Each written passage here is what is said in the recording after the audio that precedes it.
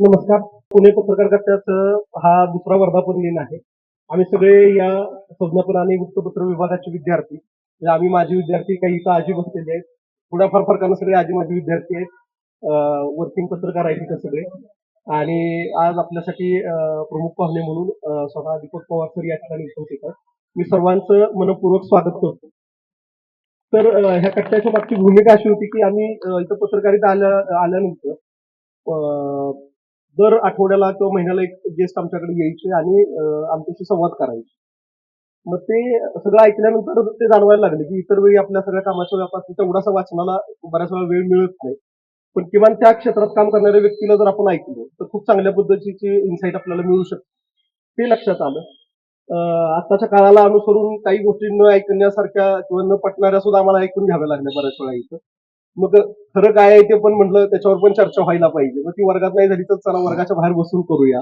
अशा धारणेतनं आम्ही काय केलं की आमचा पत्रकारितेचा डिप्लोमा संपला की 1 मे 2024 पासून आम्ही ह्या कट्ट्याची सुरुवात केली. आजपर्यंत 24 कट्टे सर संपन्न झालेले आहेत. आणि हा आजचा जो कट्टा आहे हा 25वा कट्टा आहे. मला आज आवर्जून इथं उल्लेख करायचा आमचं म्हणजे मी समन्वयक म्हणून ज्या लोकांची सगळ्या नावं टाकली त्या प्रत्येकाचं याच्यामध्ये खूप महत्वाचं योगदान आहे. म्हणजे सर अगदी मागच्या 1-2 कट्ट्यांपर्यंत आम्हाला इथं हा कट्टा चालू ठेवणं सुद्धा संघर्ष करावा लागलेला. त्यात या लोकांनी म्हणजे प्रामाणिक भूमिका आपली जी आहे त्या भूमिकेशी ठाम राहून आपण जे हातात घेतलंय ते काम सातत्यानं चालू ठेवायचं आहे. हे जो काही भूमिका होती ती कायम ठेवली त्यामुळे सर हे काम इतकं सातत्यपूर्ण आम्ही करू शकतो. सर आम्ही त्याचं आमचं जे काही हे आहे टॅगलाईन जे आहे ते संवादातून परिवर्तन असे आहे. फक्त बोलतोय किंवा फक्त ऐकून घेतोय एवढं नाही, आम्हाला काहीतरी त्यातनं कृती करायची आहे. काल गोविंद पानसरेंच्या कन्या अस्मिता पानसरे म्हणाल्या की विचारवंत आणि कार्यकर्त्यांमध्ये फरक आहे म्हणे. विचारवंताला म्हणे तुम्ही आज विचारलं तरी तो सांगतो मी विचार करतोय. वर्षभरानं विचारलं तरी तो सांगतो की मी विचार करतो. कार्यकर्त्याचं तसं नाही म्हणजे कार्यकर्त्याला काम करावं लागतं. तर तुम्ही आम्ही सर त्या गोष्टीमध्ये मोडणारे आहोत की आपण कार्यकर्ते आहोत. पण त्यांनी तो मुद्दा सांगितला की कार्यकर्त्याला कार्य करण्यासाठी योग्य विचार त्याच्या मुळाशी असणं फार महत्वाचं आहे. आणि तो विचार सर तुम्हाला लोकांकडून आम्हाला मिळू शकतो. त्या जाणीवेतनं आम्ही हा कट्टा सुरू केला. तर तुम्ही जे काम करताय खूप खूप महत्वाचं आहे. म्हणजे फार लांबचं बोलण्यापेक्षा काल माझ्याकडे सोलापूर भागातून एक रुग्ण आलेलं होतं. म्हणजे मुलगीच होती 12वी झालेली. तिची सीईटीचं प्रिपरेशन तिचं चालू होतं. आणि इंग्रजी माध्यमातून शिकलेली मुलगी मराठी सोलापूरची मुलगी आहे ती. मी मराठीत बोलत होतो तिचे पालक पाठीमागून तिला ते समजून सांगत होते. कारण मी जे मराठी बोलतो ते तिला समजत नव्हतं. तर सर अलीकडे आपण जे म्हणतो ना की तरुण पिढी पालकांपासून तुटली तर त्याची कारणं सर तुम्ही म्हणताय ह्या गोष्टीमध्ये की की जी अभिव्यक्तीची भाषा आहे पालकांची आणि विद्यार्थ्यांची किंवा मुलांची पाल्यांची त्याच्यामध्येच फरक निर्माण झाला. म्हणजे आवर्जून मला त्या ओळी पुन्हा इथं उद्धृत करायचे की ते आपण सगळ्यांनी शाळेत असताना कना कविता ऐकली ते काय मोडून पडला संसार तरी मोडला नाही कना पाठीवरती हात ठेवून नुसतं लढ म्हणा. त्या शब्दांनी तुमचा आमचा सर कणा एवढा बळकट केला की आपल्याला किती संघर्ष आयुष्यात आला तरी आपण कधी खचलो नाही. किंवा प्रत्येकाने इथं असलेल्या काही 2 शेतात जाऊन शेती केली असेल असं नाही. पण लाल चिखल धडा सगळ्यांनी वाचला होता. त्यामुळे शेतकऱ्याची वेदना काय आहे हे याच्यासाठी जी काही संवेदना आहे ती सगळ्यांची जागृत झालेली आहे. दुसरं आता जे काही चाललंय सांस्कृतिक राजकारण म्हणून जे आहे तुमचं अस्तित्व संपवण्यासाठी पहिले काय संपवायचं तर तुमची भाषा संपवायची. अशा पद्धतीचा तो घाट आहे सगळा. तर ह्या परिस्थितीमध्ये मला असं वाटतं की सगळ्यांनीच म्हणजे विद्यार्थ्यांनी तरुणांनी सगळ्यांनी आपापली भूमिका बजावली पाहिजे.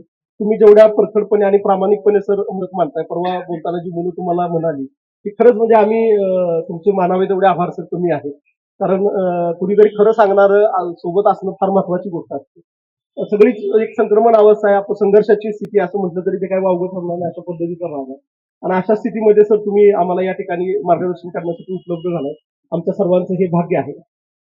नेहमीप्रमाणे सर आमच्याकडनं प्रमुख पाहुण्यांचा सन्मान होतो. सुरुवात मी उद्धव सरांना आणि पाटील सरांना विनंती करतो की त्यांनी सरांचा सन्मान करा. आणि सर आज वर्धापन दिनाचं औचित्य म्हणून ना आमच्याच समन्वयक मंडळींचा थोडासा तुमच्या हस्ते सन्मान घेतोय. आज आता ज्या सध्या पुस्तकाच्या निमित्तानं चर्चा चालू आहे ती पुस्तक देऊन या ठिकाणी आम्ही समन्वयकाचा सन्मान करतोय. सर्वात प्रथम सुनैना सोनवणे यांचा सन्मान होतोय त्याचा त्यांनी स्वीकार करायचा. तर चंद्रकांत कांबळे यांचा सन्मान होतो. श्री उद्धव धुमाळे सर यांचा सन्मान होतो. यानंतर भगवान घेरडे सरांचा धन्यवाद. साईनाथचा सन्मान होतोय त्याचा त्यांनी स्वीकार करायचा. नमस्कार. पत्रकार कट्ट्यावर तुम्ही मला आमंत्रित केलं त्याच्याबद्दल मी तुमचे आभार मानतो. कारण मी फक्त 6 महिने पत्रकार होतो आणि ते सुद्धा आज दिनांक नावाच्या एका पेपरमध्ये होतो, जे काही फार असं काही मोठा पेपर नव्हता. तुम्ही ट्रेनी रिपोर्टर म्हणून काम केलं होतं आणि कपिल पाटलांनी तिथे रविवार दिनांक नावाचा एक पेपर त्याच्याबरोबर काढला होता, जो विकली टाईपचा, संडे ऑब्झर्व्हरच्या टाईपचा पेपर होता. फारच चांगला पेपर होता तो, पण तो टिकला नाही. म्हणजे अंबरीश मिश्र पण त्या पेपरमध्ये होते आणि त्यावेळेला मला जी काही करिअर्स करायची होती त्यातलं एक जर्नलिझमचं होतं आणि दुसरं टीचिंगचं होतं.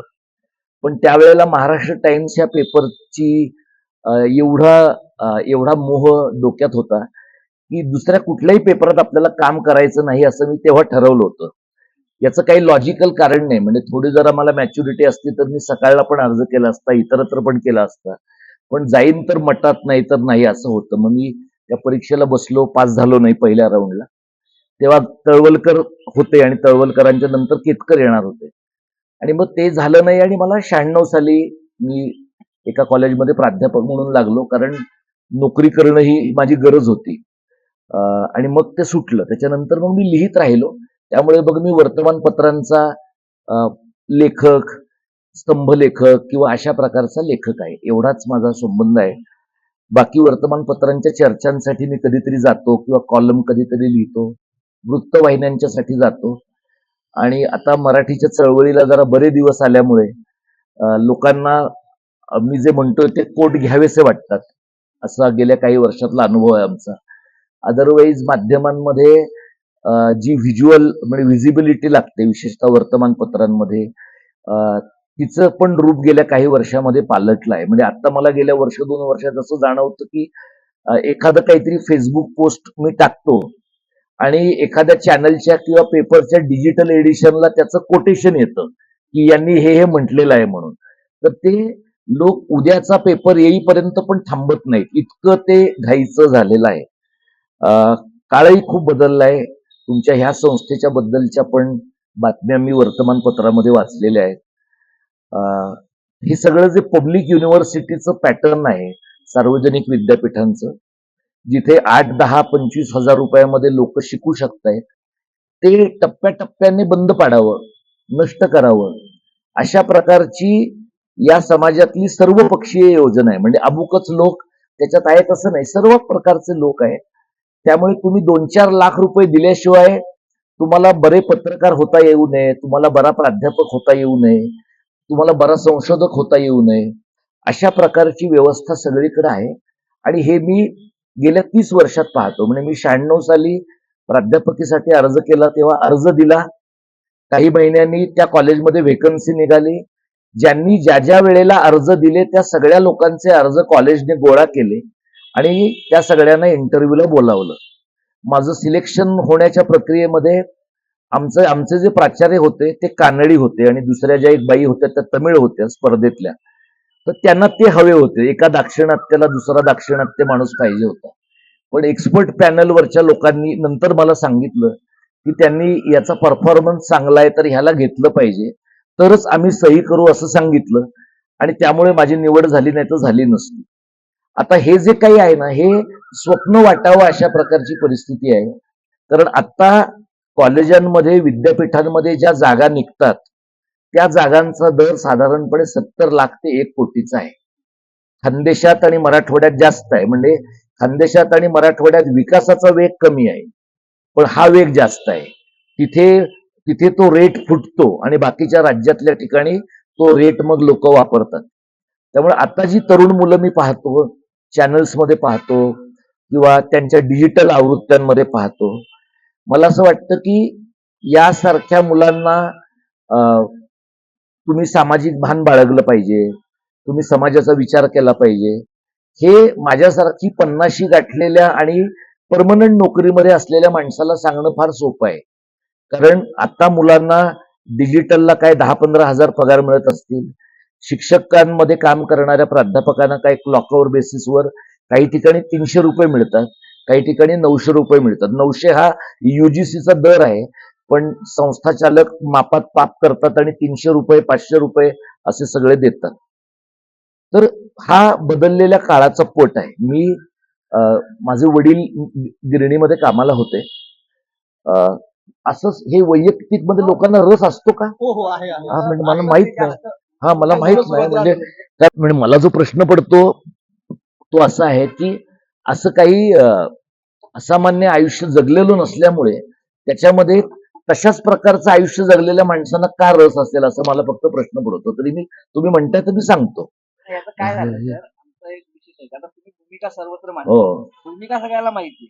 भूमिकेमागची सम- प्रेरणा आणि त्याच्या Yes. मागचा प्रवास आज कळला तर अधिक ते हो. अपील होतं. माझे वडील मिलमध्ये कामाला होते आणि दत्ता सामंतांचा संप झाला तेव्हा ते 3 वर्ष घरी होते. पण आम्ही त्याला जगू शकलो कारण माझ्या वडिलांचं कोळशाचं दुकान होतं. म्हणजे मी 10वी होईपर्यंत कोळसा दिलेला आहे. लाकडी कोळसा आणि दगडी कोळसा आणि बदामी कोळसा असे 3 प्रकारचे कोळसे असतात. तर त्यातला जो लाकडी कोळसा आहे तो आणि दगडी कोळसा सुद्धा त्या काळामध्ये जे म्हणजे लोकांच्या घरी तर वापरला जायचाच, पण विशेषतः त्या काळामध्ये बिअर बार आणि परमिट रूम मध्ये जे तंदूरच्या भट्ट्या असायच्या त्याच्यामध्ये हा कोळसा वापरला जायचा. तर अशा सगळ्या ठिकाणी मी कोळसा द्यायला गेलेलो आहे. मी जरा बरा विद्यार्थी होतो. मी 10वीला बोर्डात आलो आणि मग मला सायन्सला जायचं नव्हतं म्हणून मी कॉमर्सला गेलो. 2 वर्षात माझ्या असं लक्षात आलं की आपल्याला कॉमर्स मधलं काही कळत नाहीये. मग मी आर्ट्सला आलो.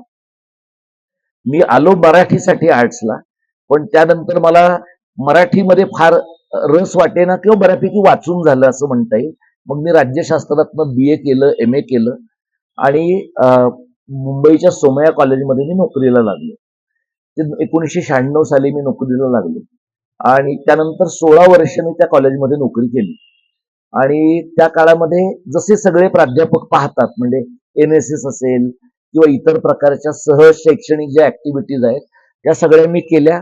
आणि त्या NSS पाहत असताना मला मुलांशी बऱ्यापैकी कनेक्ट होता आलं. म्हणजे मुलांचे कॅम्प न्यायचो आम्ही. आता मला वाटतं की NSS चे कॅम्प सुद्धा असे नगाला नग लावल्यासारखे काहीतरी मुलांचे मार्क करून टाकण्यासारखे असतात. आम्ही मुलांचे रेसिडेन्शियल स्वरूपाचे कॅम्प न्यायचो आणि आमचं कॉलेज हे गुजरात्यांचं म्हणजे जे कच्छी लोकांचं कॉलेज. तर ते आमच्या कॉलेजमध्ये भगवद्गीता आणि एथिक्स वगैरे अशा प्रकारचे पेपर शिकवायचे. मग ते मार्क नसायचे त्याला, पण त्यांना वाटायचं की मुलांवर संस्कार करण्यासाठी हे आवश्यक आहे. तर मुलांवर त्याचा काही संस्कार व्हायचा नाही. मुलं परीक्षेला यायचे, पहिली 10 मिनिटं बसायचे आणि फक्त प्रश्नपत्रिकाच उत्तरपत्रिकेत लिहून घरी निघून जायची मुलं. मग एका टप्प्याला कधीतरी त्यांना शहाणपणा आला आणि त्यांनी ते बंद करून टाकलं. तर आम्ही त्या कॅम्पला जेव्हा मुलांना न्यायचो तेव्हा राजमाचीला कधीतरी आम्ही नेलं किंवा 10 दिवसांच्या कॅम्पला आम्ही मुलांना नेलं. तेव्हा एक कॅम्प मला आठवतो की आमच्याकडे मुलांचा कॅम्प आणि मुलींचा कॅम्प असा वेगळा जायचा. तर मुलांच्या कॅम्पमध्ये आम्ही मुलांना एकदा मुलांशी असं इन्फॉर्मली बोलताना आम्ही म्हटलं की तुम्हाला काय प्रकारचे प्रश्न महत्वाचे वाटतात. तर त्या मुलांचं म्हणणं होतं की आमचं जे वय आहे 18 ते 22 या काळातले जे काही सेक्सशी रिलेटेड प्रश्न आहेत ह्याच्याबद्दल आम्हाला चर्चा करायची आहे. आता आमच्या कॉलेजमध्ये हे शक्यच नव्हतं. म्हणजे आमच्या कॉलेजमध्ये असा विषयावर चर्चा जरी होणार आहे असं म्हटलं तरी प्राध्यापकाला त्यांनी मेमो काढला असता. त्यामुळे आम्ही एका सेक्सॉलॉजिस्टलाच बोलवलं, पण त्याच्या सेशनला आम्ही हेल्थ अवेअरनेस असं नाव दिलं. हेल्थ अवेअरनेस असं नाव देऊन तो माणूस आमच्याकडे निवासी राहिला आणि 4-5 तास मुलं त्याच्याशी वेगवेगळ्या प्रश्नांवर बोलत राहील. ही सगळी आमच्याकडची जी मुलं होती ना ती चाळीतली, झोपडपट्टीमध्ये राहणारी, अशा प्रकारची कनिष्ठ मध्यम वर्गातली, विशेषतः ज्यांचं शिक्षणाचं माध्यम मराठी आहे किंवा काही लोकांचं गुजराती होतं, हिंदी होतं, अशी मुलं होती. त्या काळामध्ये मला शिकवण्याचा खूप आनंद मिळाला पहिली 7-8 वर्ष. पण एका टप्प्यानंतर तुमच्या शिकवण्यामध्ये एकसुरीपणा येतो आणि त्याच्यातनं मग कंटाळा येतो शिकवण्याच्या प्रक्रियेचा. दरम्यानच्या काळात माझी नोकरी सुरू झाल्यानंतर 2002 मध्ये रामकृष्ण मोऱ्यांनी जे सलग 2 निर्णय घेतले मराठीच्या संबंधातले, त्यातला पहिला निर्णय होता पहिलीपासून इंग्रजीची सक्ती करण्याचा, ज्याला खूप लोकांनी विरोध केला होता. आणि त्याच्यानंतर ज्या आंदोलनामध्ये पहिल्यांदा मी सहभागी झालो ते 11वी आणि 12वीच्या टप्प्याला मराठीला माहिती तंत्रज्ञानाचा पर्याय द्यायचा असं रामकृष्ण मोऱ्यांनी ठरवलं. तर त्यावेळेला माझे काही सहकारी मराठीच्या या सगळ्या आंदोलनामध्ये होते. माझा मित्र अभिजित देशपांडे म्हणून आहे, तो त्या आमच्या कॉलेजात होता. तो त्या आंदोलनात सहभागी होता. मी त्याला सहज म्हणून जॉईन झालो. त्यावेळेला निखिल वागळे त्या आंदोलनाचे कर्ते होते, म्हणजे पुढारी होते ते. आणि मला आठवतं की शिवाजी पार्कला त्यांना ते असं छोटासा ग्रुप होता, आंदोलन करत होते. पण त्या तिथल्या पोलिसांनी त्यांना पकडलं आणि शिवाजी पार्क पोलीस स्टेशनला नेऊन आतमध्ये बसवून ठेवलं. तर तुम्हाला वागळे कसे आहेत माहिती आहे. आता 2026 मध्ये ते एवढे चिडखोर आहेत, तर 2002 मध्ये तुम्ही इमॅजिन करू शकता की ते किती चिडखोर असतील. तर त्यांनी तिथं फक्त पोलिसांची आई बहीणच काढायचं ठेवलं होतं. त्यामुळे कुठून झक मारली आणि ह्यांना अटक केली असं पोलिसांना झालं होतं त्यावेळेला. तर मी तिथे जेव्हा गेलो तेव्हा मला असं लक्षात आलं की अटक करायला ज्या लोकांना गाडीत बसवलं ना, त्याला 5-6 लोकांना बसवलं त्यांनी. तर मी पहिल्याच दिवशी गेलो होतो. तर त्या एका क्षणाला मला भीती वाटली की अरे पोलीस पकडून नेत आहेत, हे काय आपण काय ह्याच्यासाठी आलो नाही, आंदोलन करायचं आणि जेलमध्ये जायचं हे नाही. तो एक क्षण माझ्या डोक्यात असा राहिला की आपण काहीतरी रस्त्यावर जाऊन लोकांमध्ये जाऊन करायचं म्हणतो आणि एका या गोष्टीची आपल्याला भीती वाटते. तर मला वाटतं की ते एक चक्र माझ्या बाबतीत पूर्ण झालं आहे आता, की त्या प्रकारच्या भीतीचा लोप माझ्यामधनं बऱ्यापैकी झालाय. त्या आंदोलनामध्ये आम्ही सहभागी झालो. त्याच्यात सेलिब्रिटी मंडळी होती, म्हणजे संजय नार्वेकर होता, भरत जाधव होता. आणि त्या आंदोलनामधनं मी एक शिकलो की सेलिब्रिटींना सोबत घेऊन आंदोलन करता येत नाही. कारण त्यांच्या दृष्टीनं तो एक फन टाइम असतो काहीतरी, म्हणजे त्यांचा काही हेतू चुकीचा असतो असं नाही, पण प्रत्यक्षात कामच करावं लागतं त्याच्यासाठी. आता आमच्या बरोबर ज्या चिन्मयी सुमित काम करतात मराठी शाळांचं, त्या त्या प्रकारच्या सेलिब्रिटी नाहीये. त्या कार्यकर्त्या म्हणूनच आमच्या बरोबर दीर्घकाळ काम करतात. मग 2002 ला आम्ही हे काम केलं. 2006 ला न्यायालयांच्या मराठीकरणाची एक परिषद आम्ही घेतली. मुंबई विद्यापीठाचा पत्रकारिता विभाग, तिथे तुमच्यातल्या कदाचित काहींना संजय रानडे माहित असेल. संजय रानडे तिकडला हेड होता आणि त्याने आणि आम्ही असं मिळून ती पत्रकारिता परिषद घेतली, म्हणजे न्यायालयीन मराठीची परिषद घेतली. खरं तर त्याच्या विभागाचा न्यायालयीन मराठीशी काही संबंध नव्हता. तेव्हा संबंध एवढाच होता की तो माझा जवळचा मित्र आहे आणि मी त्याला कन्व्हिन्स केलं की हे काम तू करणं आवश्यक आहे, आणि पैसे विद्यापीठाकडे होते म्हणून त्याने विद्यापीठाचे पैसे घालून ते सगळं केलं. त्यामुळे पहिल्यांदा न्यायालयांच्या मराठीकरणाचा मुद्दा राज्यभर पोचला. त्यावेळेला मुंबई विद्यापीठाचे कुलगुरू मुंबई उच्च न्यायालयाच्या न्यायमूर्तीनं म्हणाले होते की तुमच्या सगळ्या न्यायाधीशांना मराठी शिकवायचं असेल तर ते आम्ही करू, तुम्ही पुढाकार घेणार आहात का ते सांगा. तर ते न्यायालयाने तेव्हा पण केलं नाही, आता पण केलं नाही. पण आमच्या विद्यापीठाच्या जर्मन विभागाने अमराठी लोकांना, अन्य भाषिक लोकांना मराठी शिकवण्याचा 6 पातळ्यांचा अभ्यासक्रम पूर्ण केला. आणि आता जे आपल्याकडे रिक्षा टॅक्सीवाल्यांचा घोळ झालाय बघा, त्या रिक्षा टॅक्सीवाल्यांच्यासाठी सुद्धा मुंबई विद्यापीठाच्या त्याच जर्मन विभागाने अभ्यासक्रम केला. म्हणजे प्रॉब्लेम शिकण्याच्या सोयी नाहीत हा नाहीये, लोकांना शिकायचं नाही हा नाही, हा आहे. म्हणजे लोकांना शिकायचं नाहीये, लोकांना माज आहे की आपण महाराष्ट्रात आलो तरी कशाला शिकायला पाहिजे, आपल्या भाषेवर आपलं चालतंय. हे 6 साली आम्ही केलं आणि 2009 साली आम्ही अधिकृतपणे मराठी अभ्यास केंद्राची स्थापना केली. म्हणजे मी, डॉक्टर प्रकाश परब, वीणा सानेकर, संतोष आगरे, शरद गोखले हे सगळे लोक त्यावेळेला सुरुवातीला होते. नंतरच्या काळामध्ये साधना गोरे, आनंद भंडारे हे लोक आम्हाला जॉईन झाले. आता हा माझा सहकारी कॉस्माइल डिसूजा हा आमच्या सोबत काम करतो. म्हणजे आमच्या संस्थेमध्ये काम करताना तुम्हाला असं जाणवेल, जी विचारसरणी आम्ही बाहेर सांगतो की महाराष्ट्रातला सर्व जाती धर्माचा मराठी भाषा बोलणारा माणूस हा मराठी आहे, हे फक्त आमच्या दृष्टीनं व्यासपीठावर सांगायची गोष्ट नाही. आमच्या संस्थेचं कॉन्फिग्युरेशनच तसं आहे, आमच्या संस्थेची रचना तशी आहे. तर आता मराठी अभ्यास केंद्र हे जे नाव आहे ते फसवं नाव आहे. म्हणजे लोकांना असं वाटतं, बऱ्याच लोकांना, की हा एखाद्या विद्यापीठाचा भाग आहे किंवा एखाद्या ठिकाणचं संशोधन केंद्र आहे. इथे लोक काय करतात, म्हणजे बरेच लोक मला असं विचारतात की तुमचं हे अभ्यास केंद्र विद्यापीठामध्ये आहे, मग तुम्हाला काही त्रास होत नाही का. तर आमचं हे अभ्यास केंद्र विद्यापीठात नाहीये, विद्यापीठाशी याचा काही संबंध नाही. ही एक रीतसर नोंदणी केलेली संस्था आहे.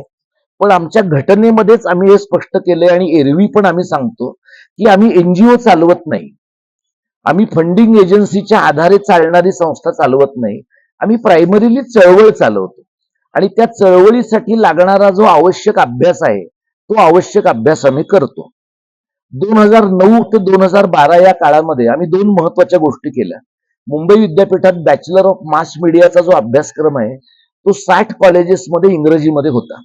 आणि तुमच्यापैकी अनेकांना माहिती असेल की इंग्लिशचा जो मास मीडियाचा कोर्स मुंबईसारख्या विद्यापीठात आहे तो साधारणपणे इंग्लिश लिटरेचरच्या सगळ्या लोकांकडे गेलेला होता.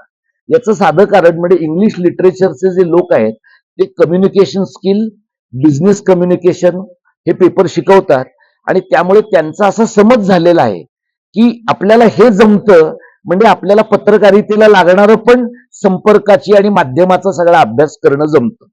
त्यामुळे तिथलं जे कम्युनिकेशन अँड जर्नलिझमचं डिपार्टमेंट होतं त्याचं बोर्ड ऑफ स्टडीज सगळं इंग्लिश लिटरेचरच्या लोकांनी भरलं होतं. तुम्हाला आश्चर्य वाटेल हे ऐकून की त्या बोर्ड ऑफ स्टडीज मधल्या महत्वाच्या लोकांपैकी एक व्यक्ती म्हणजे राजदीप सरदेसाईंची आई होती. त्या झेवियर्स मध्ये मला वाटतं कुठेतरी शिकवायला होत्या. आम्ही ज्या वेळेला मराठीतला हा अभ्यासक्रम मागितला त्यावेळेला आमची संस्था तरुण होती एकदम. मी तेव्हा 30 वर्षांचा होतो आणि त्यावेळेला आम्ही दिनू रणदिव्यांपासून गिरीश कुबेरांपर्यंत सगळ्या मराठी माध्यमातल्या आणि इंग्रजी माध्यमातल्या पत्रकारांची मदत घेतली आणि अशा प्रकारचा अभ्यासक्रम मराठीमध्ये करावा असं म्हणणं तेव्हाचे जे कुलगुरू होते मुंबई विद्यापीठाचे खोले सर त्यांच्याशी आम्ही बोललो, डॉक्टर विजय खोलेंशी. तर मला आठवतं की खोलेंच्या दालनामध्ये जेव्हा ही चर्चा झाली त्यावेळेला दिनू रणदिवे त्यांच्यावर एवढे चिडलेले होते की ते त्यांना असं म्हणाले की हे राज्य स्थापन होऊन 40-42 वर्ष झाली, अजून तुम्हाला मराठीमधला अभ्यासक्रम करता येत नाही, विद्यापीठ म्हणून तुम्हाला लाज वाटते की नाही. तर कुलगुरू पण खूपच चिडले आणि ते असं म्हणाले की आधीच्या लोकांनी काय केलं नाही ते मला सांगू नका, मग मी काय करतो आहे ते तेवढं तुम्ही पहा. मग अरुण साधू तेव्हा तिथं होते त्या शिष्टमंडळामध्ये आणि ते दिनूर काकांना असं म्हणाले की जे आधी नाही झालेलं त्याच्याबद्दल आता भांडून काही उपयोग नाही, आता आपण करूया.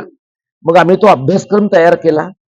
अभ्यासक्रम तयार केल्यावर इंग्रजी बीएमएमचे लोक असं म्हणाले की मराठीतनं होणारा अभ्यासक्रम हा इंग्रजीच्या दर्जाचा असणार नाही, मग त्यांचं वेगळं अभ्यास मंडळ करा. आणि तिथली जी चर्चची कॉलेजेस आहेत म्हणजे सेंट झेवियर्स किंवा विल्सन आणि इतर कॉलेजेसचे लोक राज्यपालांपर्यंत गेले की मराठीतनं बीएमएमचा अभ्यासक्रम तयार करणं म्हणजे बीएमएमचा अभ्यासक्रम पातळ करण्यासारखा आहे. पण त्यावेळेला आम्ही खूप प्रेशर वापरलं.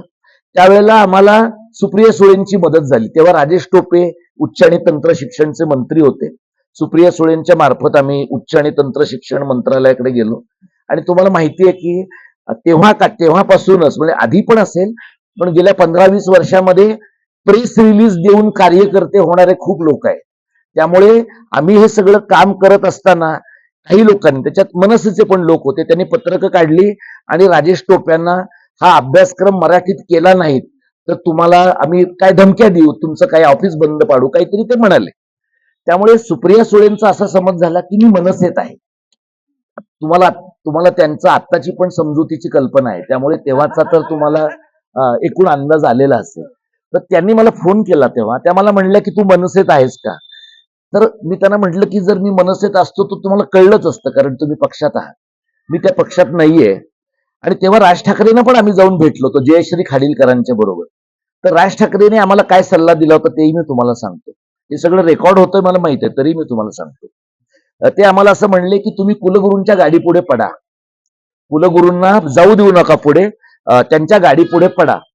तर म्हणजे मला असं वाटतं की आपण कुलगुरूंच्या गाडी पुढे पडूया ही जास्त बेटर सजेशन झाली असती. पण त्यांनी आम्हाला सूचना दिली आणि आम्ही जेव्हा कार्यकर्त्यांमध्ये चर्चा केली तेव्हा आमच्या असं लक्षात आलं की हे कुलगुरूंच्या गाडी पुढे पडण्याचं जे प्रकरण आहे त्याच्यामुळे काय मीडियाचं अटेन्शन मिळेल, एखाद दुसरा फोटो येईल, पण प्रश्न तडीला लागणार नाही. मग आम्ही त्या पद्धतीनं गेलो नाही आणि आम्ही त्यावेळेला इतकं भांडलो. सुप्रिया सुळेंचा जो काही समज होता तो दूर झाला नंतर. तर त्या मला असं म्हणाल्या की तुमचा अभ्यासक्रम येऊ नये म्हणून राजभवन पासून लोकांचा विरोध आहे.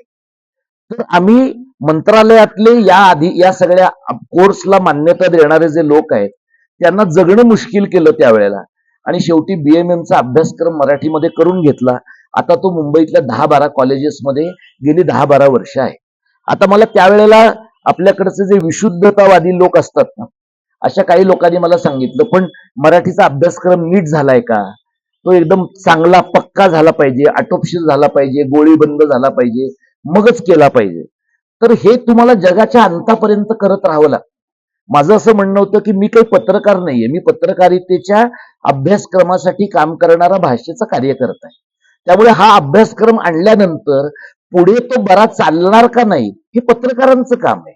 ते मराठीच्या चळवळीचं काम नाही. त्यामुळे गेल्या 10-12 वर्षात त्या अभ्यासक्रमामधनं बऱ्यापैकी मुलं आली, बाहेर पडली आणि माध्यमांची गरज पण वाढली. त्यामुळे तुम्हाला दिसतं की डिजिटलला जाणारी, चॅनल्सचं युट्यूब वगैरे पाहणारी, चॅनल्सनं जाणारी खूप मुलं या अभ्यासक्रमामधनं आली, रोजगाराला लागली. म्हणजे आम्ही जे सतत म्हणतो आहोत की आपली भाषा रोजगाराचं साधन व्हायला पाहिजे, ती जर व्हायला पाहिजे. म्हणजे मला तर वाटत होतं की जितक्या कॉलेजमध्ये इंग्रजी बीएमएम आहे तेवढ्या कॉलेजमध्ये मराठी बीएमएम असायला पाहिजे. पण त्यावेळेला आम्ही मुंबई मराठी पत्रकार संघात पण बोललो. प्रसाद मोकाशी तुम्हाला माहिती असेल, तो तेव्हा तो अध्यक्ष होता त्याचा. पण आपल्या ज्या पत्रकारांच्या संघटना आहेत त्या या प्रकारच्या रचनात्मक कामांमध्ये कमी रस घेतात.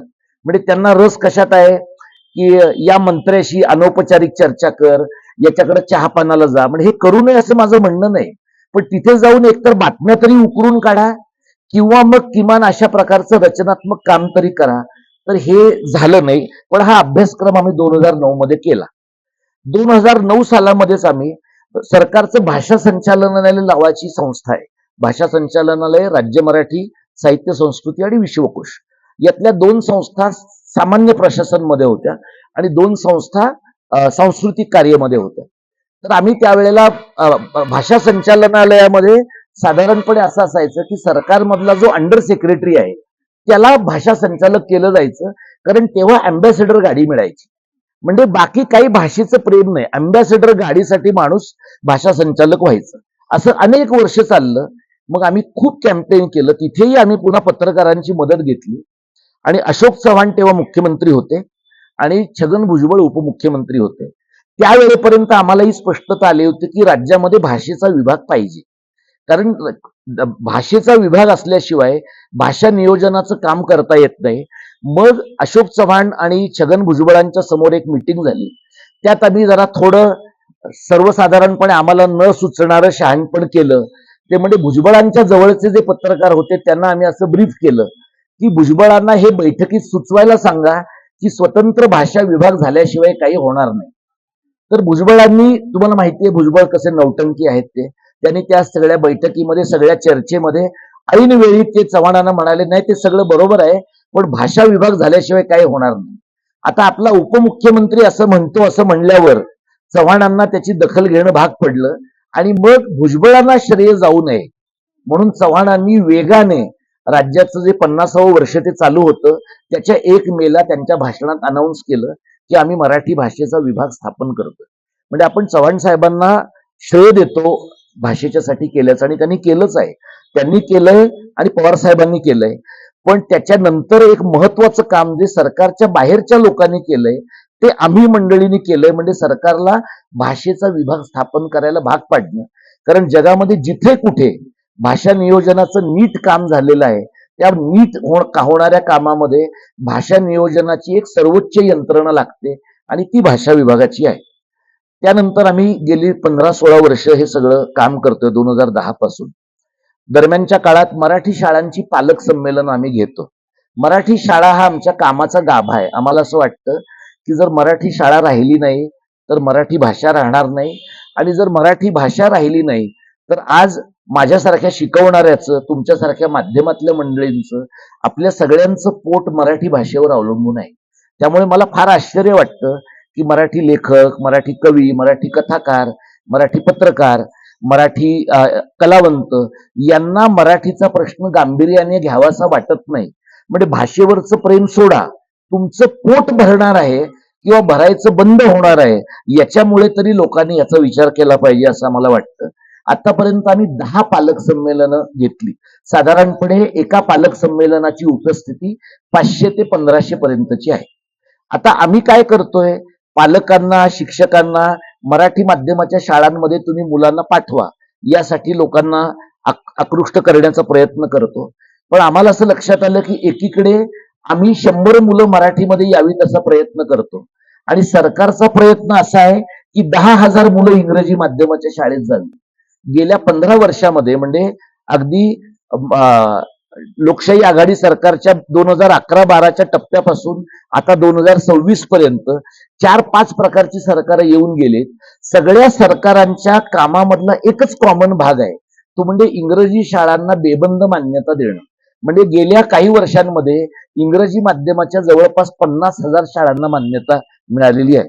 आणि तुम्ही कुठेही मंत्रालयात लोकांना जाऊन विचारा, साधारणपणे एका शाळेच्या मान्यतेचा दर 5 लाख रुपये आहे.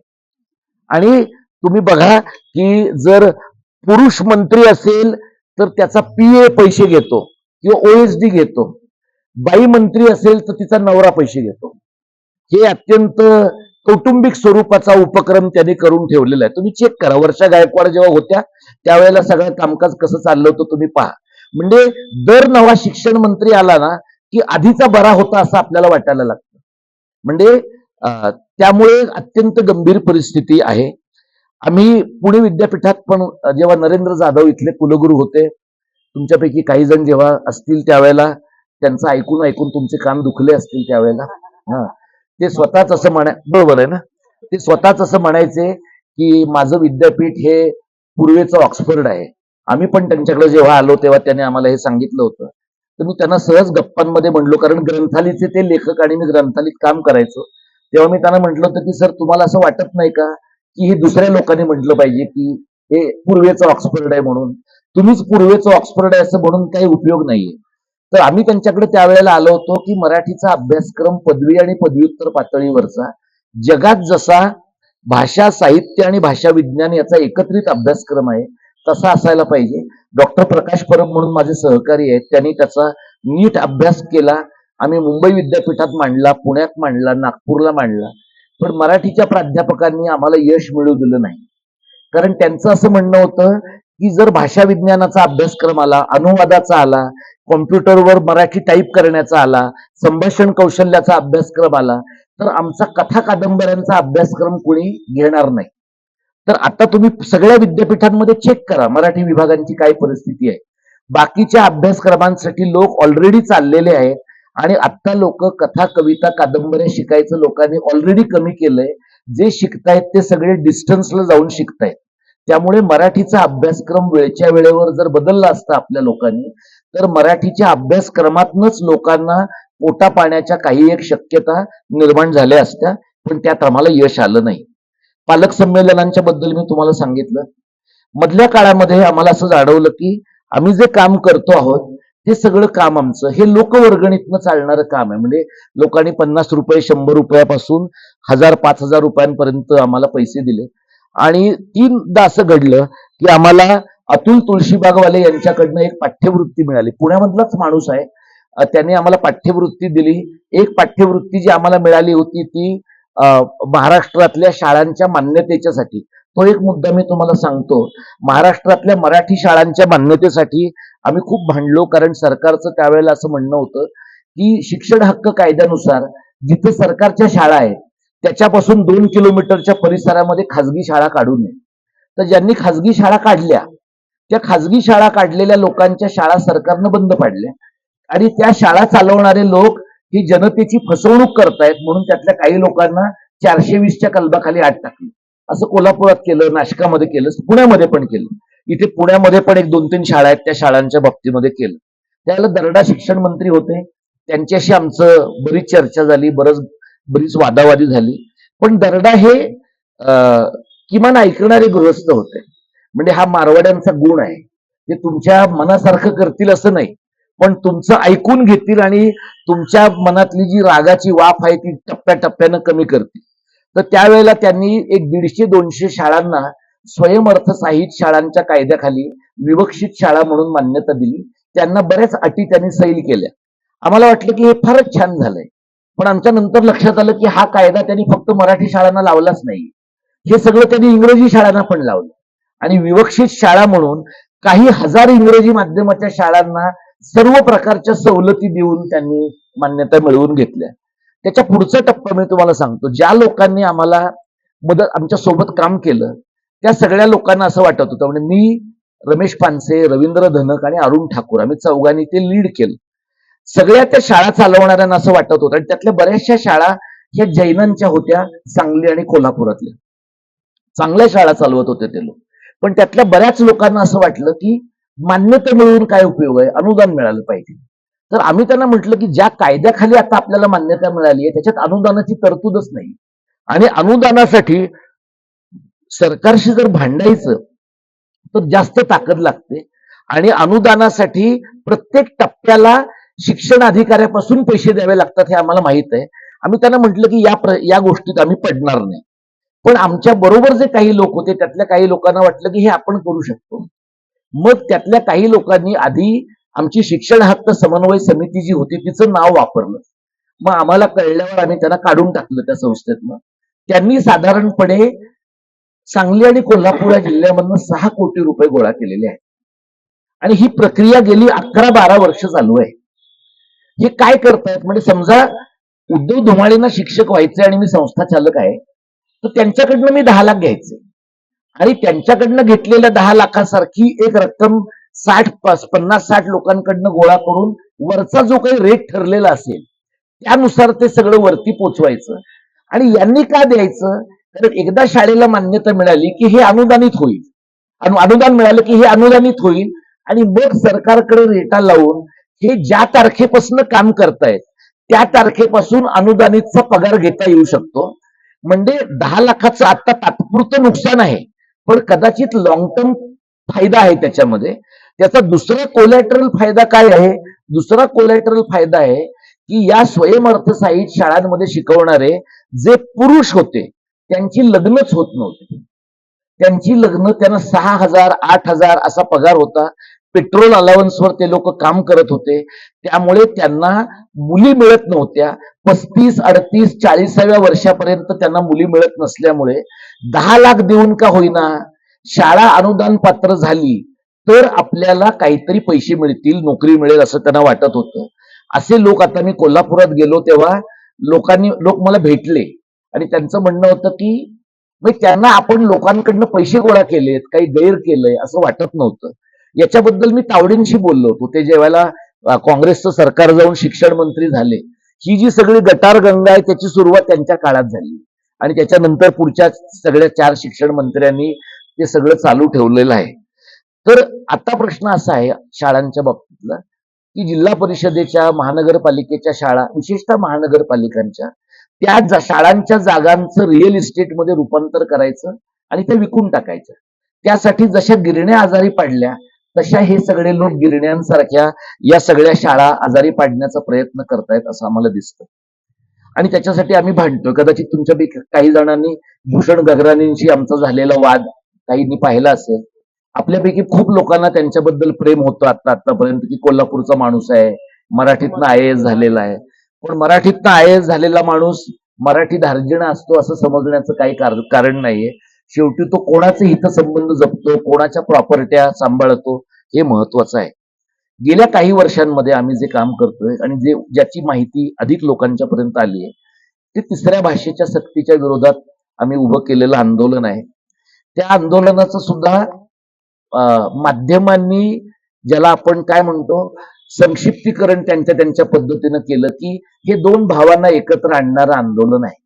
मुळामध्ये 2 भावांनी एकत्र यावं की नाही हा आमचा अजेंडाच नव्हता. 2 भावांना एकत्र येणं ही त्यांची गरज होती आणि त्यामुळे त्यांना योग्य, म्हणजे ते तसे टायमिंगच्या बाबतीमध्ये दोघेही कमी अधिक प्रमाणात हुशार आहेत. त्यामुळे त्यांनी त्या संधीचा फायदा घेतला आणि आम्ही दोघांनाही खाजगीरित्या, जाहीररित्या पण हे सांगितलेलं आहे की जोपर्यंत तुम्ही तुमच्या पक्षाच्या अजेंड्यावर मराठी शाळांचा मुद्दा घेत नाही तोपर्यंत अमराठी शाळांमध्ये मराठी शिकवलं जातं की नाही, मराठी शाळांमध्ये हिंदी शिकवलं जातं की नाही, याच्या जीवावर आपल्याला भाषाकारण दीर्घकाळ करता येणार नाही. आणि मधल्या काळामध्ये आम्हाला असं जाणवलं, मी स्वतः 2018 साली पदवीधर मतदारसंघाची निवडणूक लढवली अपक्ष उमेदवार म्हणून शिवसेनेच्या उमेदवाराविरुद्ध आणि माझा त्याच्यात दारुण पराभव झाला. म्हणजे मी 15 लाख रुपये लोकवर्गणीतनं गोळा केले. माझे स्वतःचे 1.5-2 लाखच होते पण लोकांनी त्याच्यासाठी पैसे दिले. जर ते दिले नसते तर आज मी तुमच्या समोर नसतो, म्हणजे मी कर्जबाजारीच असतो. हे मी काय सांगतो कारण पत्रकारांमध्ये, इतरांमध्ये एक अशी अनौपचारिक चर्चा असते की बाबा याला राजकारण करायचं आहे का. लोक मुंबईत पण आमच्याकडे हौशी पत्रकार असं म्हणतात की बाबा ह्यांना विधान परिषद हवी आहे का. तर माझं त्याच्याबद्दलचं अत्यंत स्पष्ट असं म्हणणं आहे की विधान परिषद हा काही माणसाच्या महत्वाकांक्षेचा भाग असू शकत नाही. इतकी किरकोळ गोष्ट आहे ती. मला जर महाराष्ट्रामध्ये महाराष्ट्र धर्माचं अशा प्रकारचं काही सांस्कृतिक राजकारण उभं करायचं असेल तर सध्याचं जे प्रस्थापित मराठीचं राजकारण आहे त्याच्या पलीकडे जाऊनच काम करायला पाहिजे असा आम्ही प्रयत्न केला. गेल्या 2 वर्षामध्ये मी जे काम करतो आहे आणि ज्याच्याबद्दल काही दिवसांच्या पूर्वी आमच्या विद्यापीठात झालेल्या चर्चेमध्ये मी शहरी नक्षल आहे अशा प्रकारचा एक बहुमान मला देण्यात आला. तर प्रॉब्लेम असा आहे आपल्याकडे की भाषेचं काम करणारे लोक संयुक्त महाराष्ट्राच्या लढ्यातले जर सोडले तर राज्याच्या स्थापनेपासून भाषेचं काम करणारे जे लोक आहेत आपल्याकडे ते सकाळी मराठी आहेत आणि संध्याकाळी हिंदू आहेत. अशा पद्धतीनं 2 दगडांवर उभं राहून तुम्हाला भाषेचं काम करता येत नाही. त्यामुळे आम्ही जे सातत्यानं सांगतो ते म्हणजे सर्व जाती धर्माचा जो मराठी माणूस आहे मराठी बोलणारा त्याचं राजकारण मराठी माणसाचं आहे आणि ते मराठी कारण आहे. म्हणजे मी बरेचदा जेव्हा वर्तमानपत्रांमध्ये अगोदर लिहायचो तेव्हा मराठी कारण असा शब्द लिहिला की डेस्कवरचा माणूस तो खोडून टाकायचा आणि मराठीकरण करायचा, कारण त्याला वाटायचं की हे चुकलं आहे. तर ते मराठी कारण हा चुकलेला शब्द नव्हता, हा बरोबरच शब्द आहे. याचं कारण मराठी कारण म्हणजे मराठी भाषा समाज आणि संस्कृतीचं राजकारण, समाजकारण, अर्थकारण असा आम्ही एकत्रित विचार करतो. गेल्या काही वर्षांमध्ये माझे समाज माध्यमावरच्या माझ्या जर तुम्ही पोस्ट पाहिल्यात तर जे हिंदी हिंदू हिंदुस्थानचं कथन आपल्याकडे संघ आणि भाजपची मंडळी मांडताना दिसतात त्याला टोकाचा विरोध मी माझ्या वैयक्तिक पातळीवर करताना दिसतो. त्याच्यामुळे मला लोकांनी असं विचारलं आहे एका मुलाखतीमध्ये, मला वाटतं लेट्सअपच्या मुलाखतीमध्ये मला विचारलंय त्यांनी की संघ आणि भाजपमध्ये जे हिंदुत्व मराठीचे समर्थक आहेत त्यांच्याबद्दल तुमचं काय मत आहे. माझं त्याच्याबद्दलचं म्हणणं असं आहे की 2014 साली 14 पर्यंत जेव्हा भाजपचं सरकार आलं नव्हतं तोपर्यंत अनेक लोक जे आता उघड हिंदुत्ववादी आहेत ते त्यावेळेला उघड मराठीवादी होते. पण ते 2014च्या नंतर बिळातनं बाहेर आले. त्यांना असं लक्षात आलं की आपली जे नैसर्गिक छत्रछाया देणारा पक्ष आहे आणि वैचारिक व्यवस्था आहे ती आता आल्यानंतर आता आपण हिंदू आपली ओळख सिद्ध केली पाहिजे, आता आपल्याला किंवा ब्राह्मणी आपली ओळख सिद्ध केली पाहिजे, आता आपण स्वतःला मराठी म्हणण्याची काही गरज नाही. त्यामुळे बरेचदा मराठीच्या ह्या कामाच्या बद्दल विचार करताना विशेषतः सेना आणि मनसेच्या लोकांनी दीर्घकाळ गल्लत करून ठेवल्यामुळे मराठीचं काम हिंदुत्वाच्या कामाच्या सोबत करता येऊ शकतं असा लोकांचा समज झालेला आहे. मराठीचं काम आम्ही जे करतो आहोत ते ज्या प्रकारचं करतो आहोत ते हिंदुत्वाच्या कामाच्या सोबत अजिबात करता येणार नाही, आम्हाला करायचंही नाही. म्हणजे आम्हाला त्याच्यात यश नाही आलं तरी चालेल पण आम्हाला आमच्या पद्धतीने करायचंय. आम्हाला मराठी मुसलमानांच्या बरोबर काम करायचंय, आम्हाला मराठी बौद्धांबरोबर मराठी ख्रिश्चनांबरोबर गावगाड्यातल्या मराठी जैनांच्या बरोबर काम करायचंय आणि गायपट्ट्याचं जे अतिक्रमण महाराष्ट्रावर होतंय उत्तर भारतातल्या हिंदूंचं आणि उत्तर भारतातल्या मुसलमानांचं त्याच्याबद्दलची एक विरोधाची भावना वेगवेगळ्या टप्प्याला आम्ही मांडलेली आहे. लोक त्याच्यावर म्हणतात की घटनेमध्ये कलम 19 आहे, लोकांना देशात कुठेही जाण्याचा अधिकार आहे. टेक्निकली ते चूक नाहीये, पण घटना जेव्हा झाली तयार झाली त्यावेळेला घटनाकारांना असं वाटलं नसेल की एखाद्या राज्यामधली 4-4, 5-5 कोटी माणसं दुसऱ्या राज्यात जातील. हे स्थलांतर नाहीये, हे एक्झोडस आहे, हे वसाहतीकरण आहे. हा हिंदीचा आणि हिंदुस्थानाच्या विचारसरणीचा देशांतर्गत वर्चस्ववाद आहे, सांस्कृतिक वर्चस्ववाद आहे आणि आपण ना धड उत्तरेत आहोत ना धड दक्षिणेत आहोत. त्यामुळे आपण मध्येच अडकल्यामुळे मध्ये लोंबकळतो आहोत आणि आपल्याला एक सवय यशवंतराव चव्हाणांच्या काळापासून किंवा त्याच्या आधी महादजी शिंदेनी दिल्लीची सल्तनत राखली तेव्हापासून दिल्लीचं तख्त राखण्याची आपली हौस आहे, सह्याद्रीला हिमालयाच्या मदतीला धावून जाण्याची हौस आहे. मला तुम्ही विचाराल तर आता दिल्लीचं तख्त जिंकण्याची वेळ आहे, दिल्लीचं तख्त फोडण्याची वेळ आहे.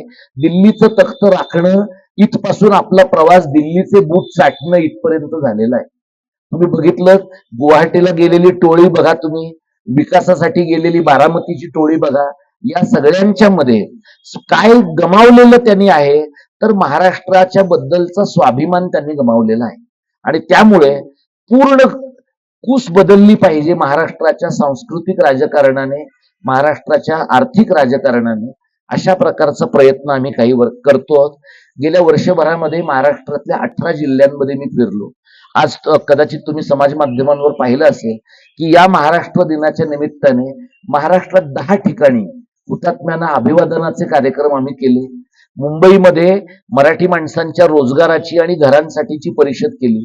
उद्या संध्याकाळी इथे निवाराच्या हॉलमध्ये आम्ही महाराष्ट्र रेल्वे परिषद करतो. म्हणजे मी तुम्हाला त्यासाठी आमंत्रित पण करतो. तुम्ही आलात तर आम्हाला आनंद होईल. असं हे साधारणपणे गेल्या 20-22 वर्षामधलं काम आहे. एक टीम म्हणून आम्ही काम केलं. सुरुवातीला आमच्याकडे जागा नव्हती. रमेश पानसेंनी आम्हाला काही वर्ष जागा दिली. त्यानंतर जवळपास 12-14 वर्ष माझ्या घरातनं काम चाललं. आत्ता गेले 2 महिने आम्हाला शिवाजी मंदिरमध्ये ज्ञानेश महाराव यांच्यामुळं आम्हाला 2 महिने झाले एक छोटंसं ऑफिस वापरायला मिळालेलं आहे आणि मध्यवर्ती जागेमध्ये ऑफिस आहे. त्यामुळे तुमच्यापैकी जे कोणी मुंबईत येणार असतील आवर्जून तुम्ही या असं मी तुम्हाला सुचवेन. आणि आत्ता मला 1-1.5 वर्षापूर्वी आम्हाला वाटत होतं की बहुतेक हे काम आपल्याला बंद करावं लागेल कारण लोकांना नको आहे.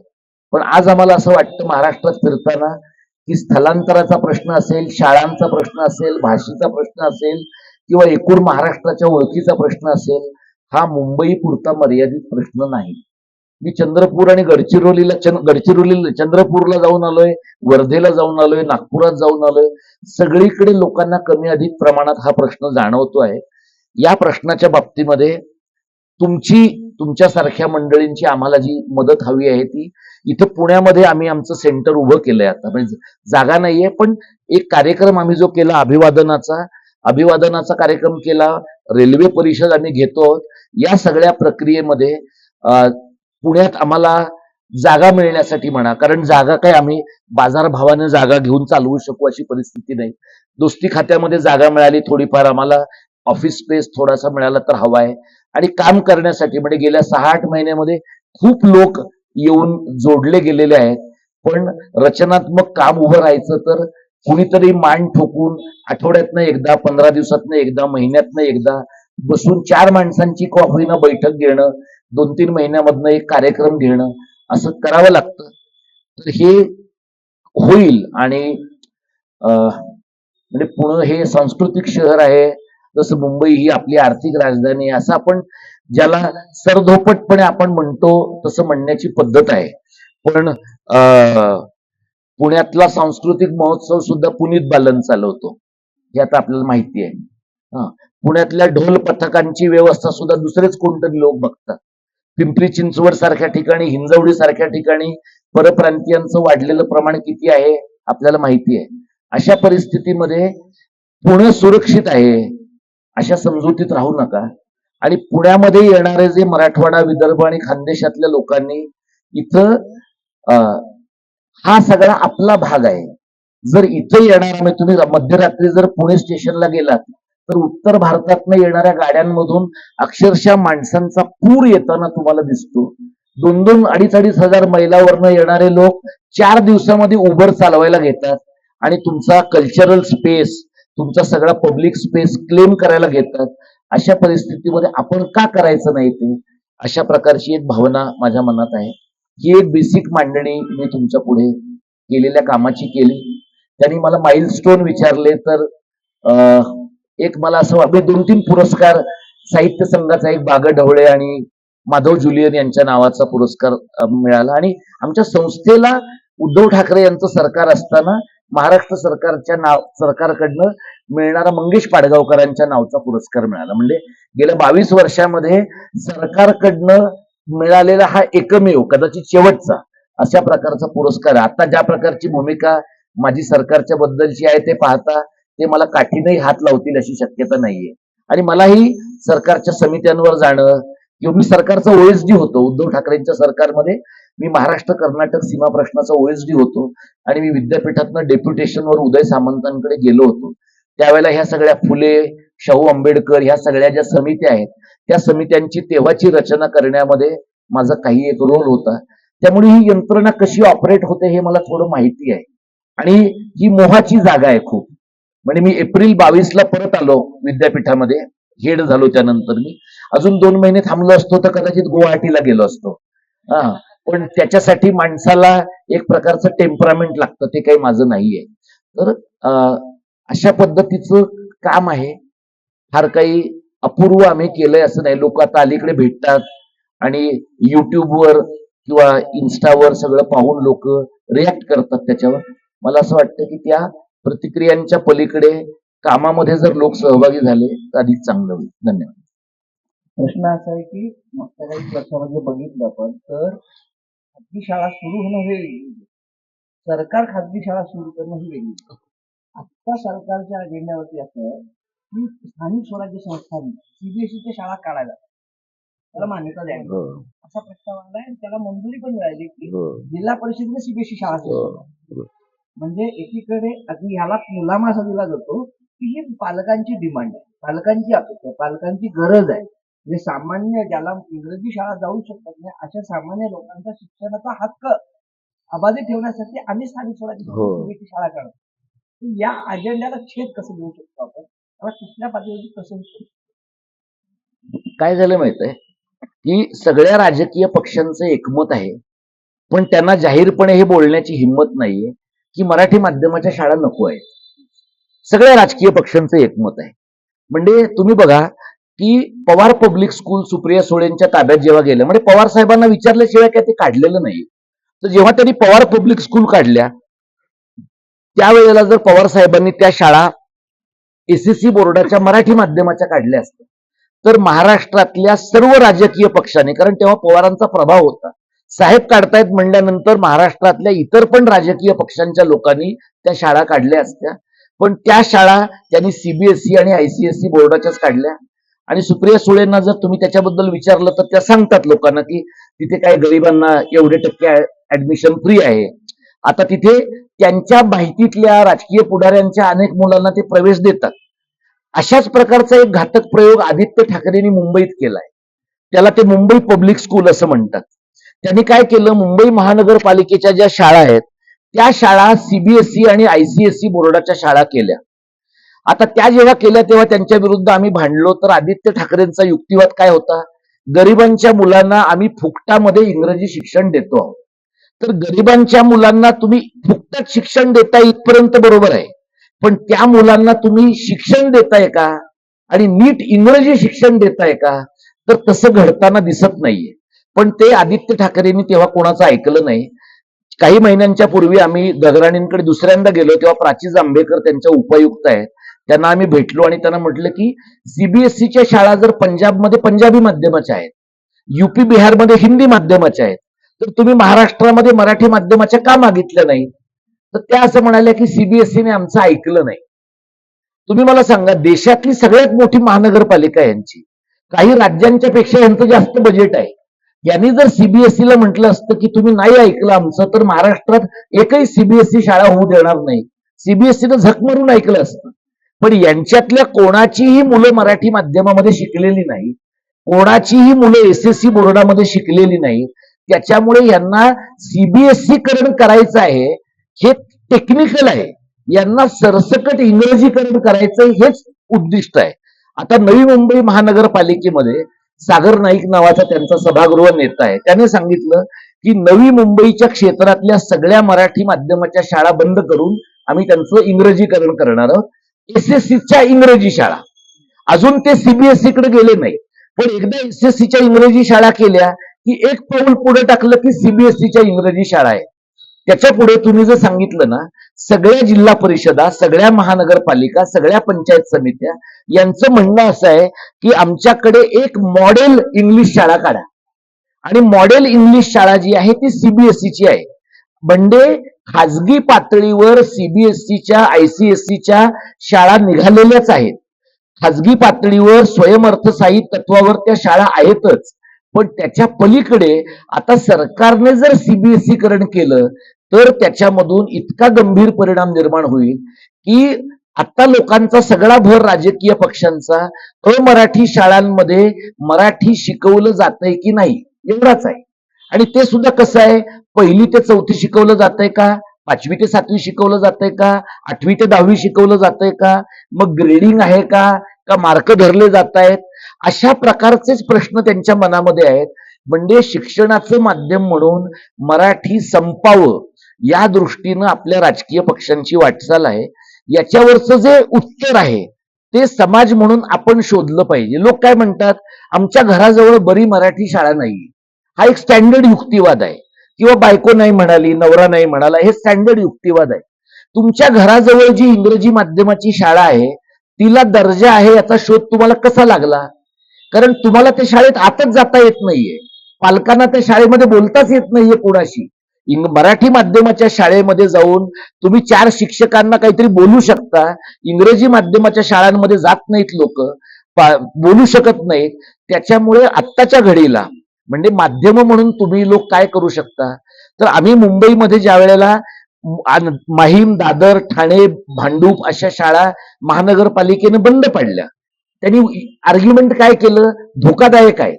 कुठली इमारत धोकादायक ठरवण्यासाठी मला वाटतं महानगरपालिकांचा काहीतरी दरच ठरलेला आहे. जी त्यांना धोकादायक ठरवायची आहे अशा काही शाळा आज धोकादायक आहेत, उद्या कमी धोकादायक आहेत. या पद्धतीनं शाळा बंद पाडणं आणि माध्यमांतर करणं या 2 गोष्टी होत आहेत.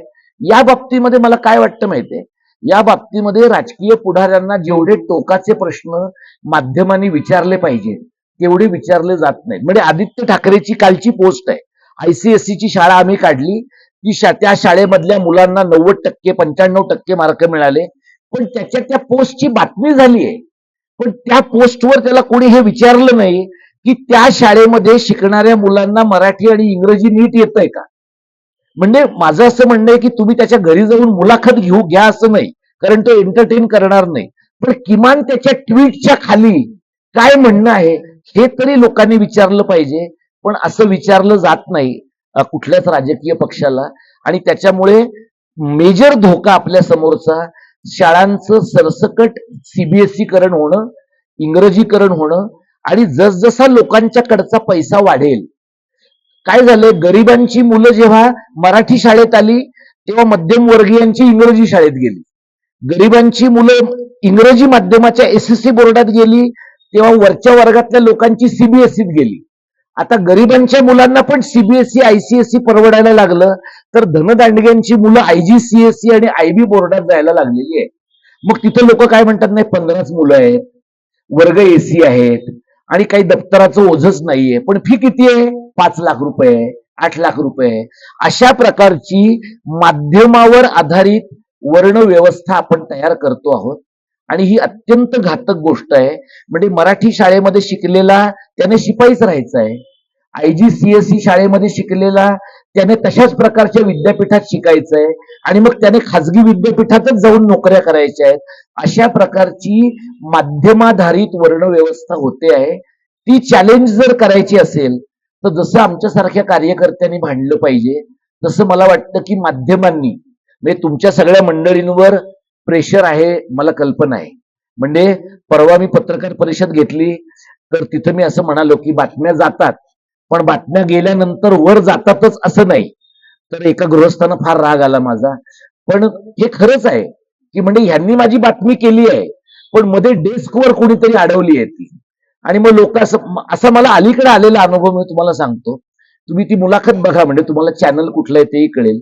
मी माझा पाठलाग केला त्या चॅनलच्या प्रतिनिधींनी कोल्हापुरापासून मुंबईपर्यंत की आम्हाला तुमचं एक ट्विट आहे ते व्हायरल झालंय, त्याच्यावरची मुलाखत पाहिजे. माझ्या घरी सकाळी 8 वाजता तुम्हाला माहिती आहे चॅनलवाले एकदम मागे लागले की कसे जीव घेणे मागे लागतात ते. तर त्यांनी मुलाखत घेतली. त्या मुलाखतीमध्ये मी तटकरेंबद्दल बोललो आहे. तर ती मुलाखत पुढचे 4 दिवस आलीच नाही. तर मला लक्षात आलं आणि ज्याने ती मुलाखत घेण्यासाठी मला 10 फोन केले तो बिचारा संकोचून पुन्हा माझे फोनच घेईना. मग शेवटी मी संपादकाला एवढंच लिहिलं की तुम्ही जे काही केलं आहे ते अत्यंत अनप्रोफेशनल आहे. तुमच्या फीडबॅकसाठी आज संध्याकाळपर्यंत मी वाट पाहिली.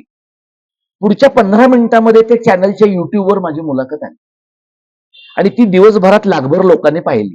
प्रश्न ती किती लोकांनी पाहिली हा नाहीये, म्हणजे मुलाखत घेणारा माणूस आणि प्रत्यक्षात त्या मुलाखतीमुळे कोणाचे हितसंबंध दुखावले जात आहेत असं वाटून ती दाबून टाकणारे लोक, ही जी गॅप आहे ना ती गेल्या काही वर्षात वाढली आहे.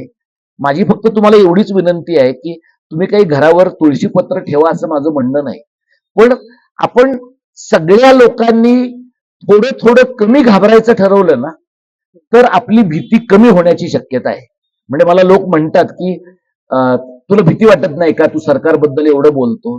तर मला असं वाटतं की वाटते, भीती ही नॉर्मल गोष्ट आहे. पण जर अधिक लोक सोबत आले तर मला वाटणाऱ्या भीतीचा कोशंट कमी होतो. त्यामुळे मैत्री खातर का होईना आपण सगळ्यांनी एकमेकांची भीती थोडी कमी केली पाहिजे. सर म्हणजे तुम्ही आता त्याचा बोलताना उल्लेख केला, पण हे सीबीएसई, आयसीएसई, एसएससी नवीन वर्णव्यवस्था सर अस्तित्वात आली. असं का होऊ शकत नाही की सर हे सगळ्या गोष्टी जाऊन एक युनिफॉर्म बाबा सगळ्यांना लागू होईल असा एक अभ्यासक्रम अस्तित्वात यायला पाहिजे. ही जी वेगवेगळी म्हणजे टिपिकल ग्रेडेशन आहे सर हे, म्हणजे ती वर्णव्यवस्थाच वाटते की आमचा मुलगा आयसीएससीचा आहे, आमचा ह्याच्यात आहे, की हे थांबवून कुठेतरी सर मला असं वाटतं की युनिफॉर्म विचार व्हायला पाहिजे. त्याबद्दल तुमचं सर काय?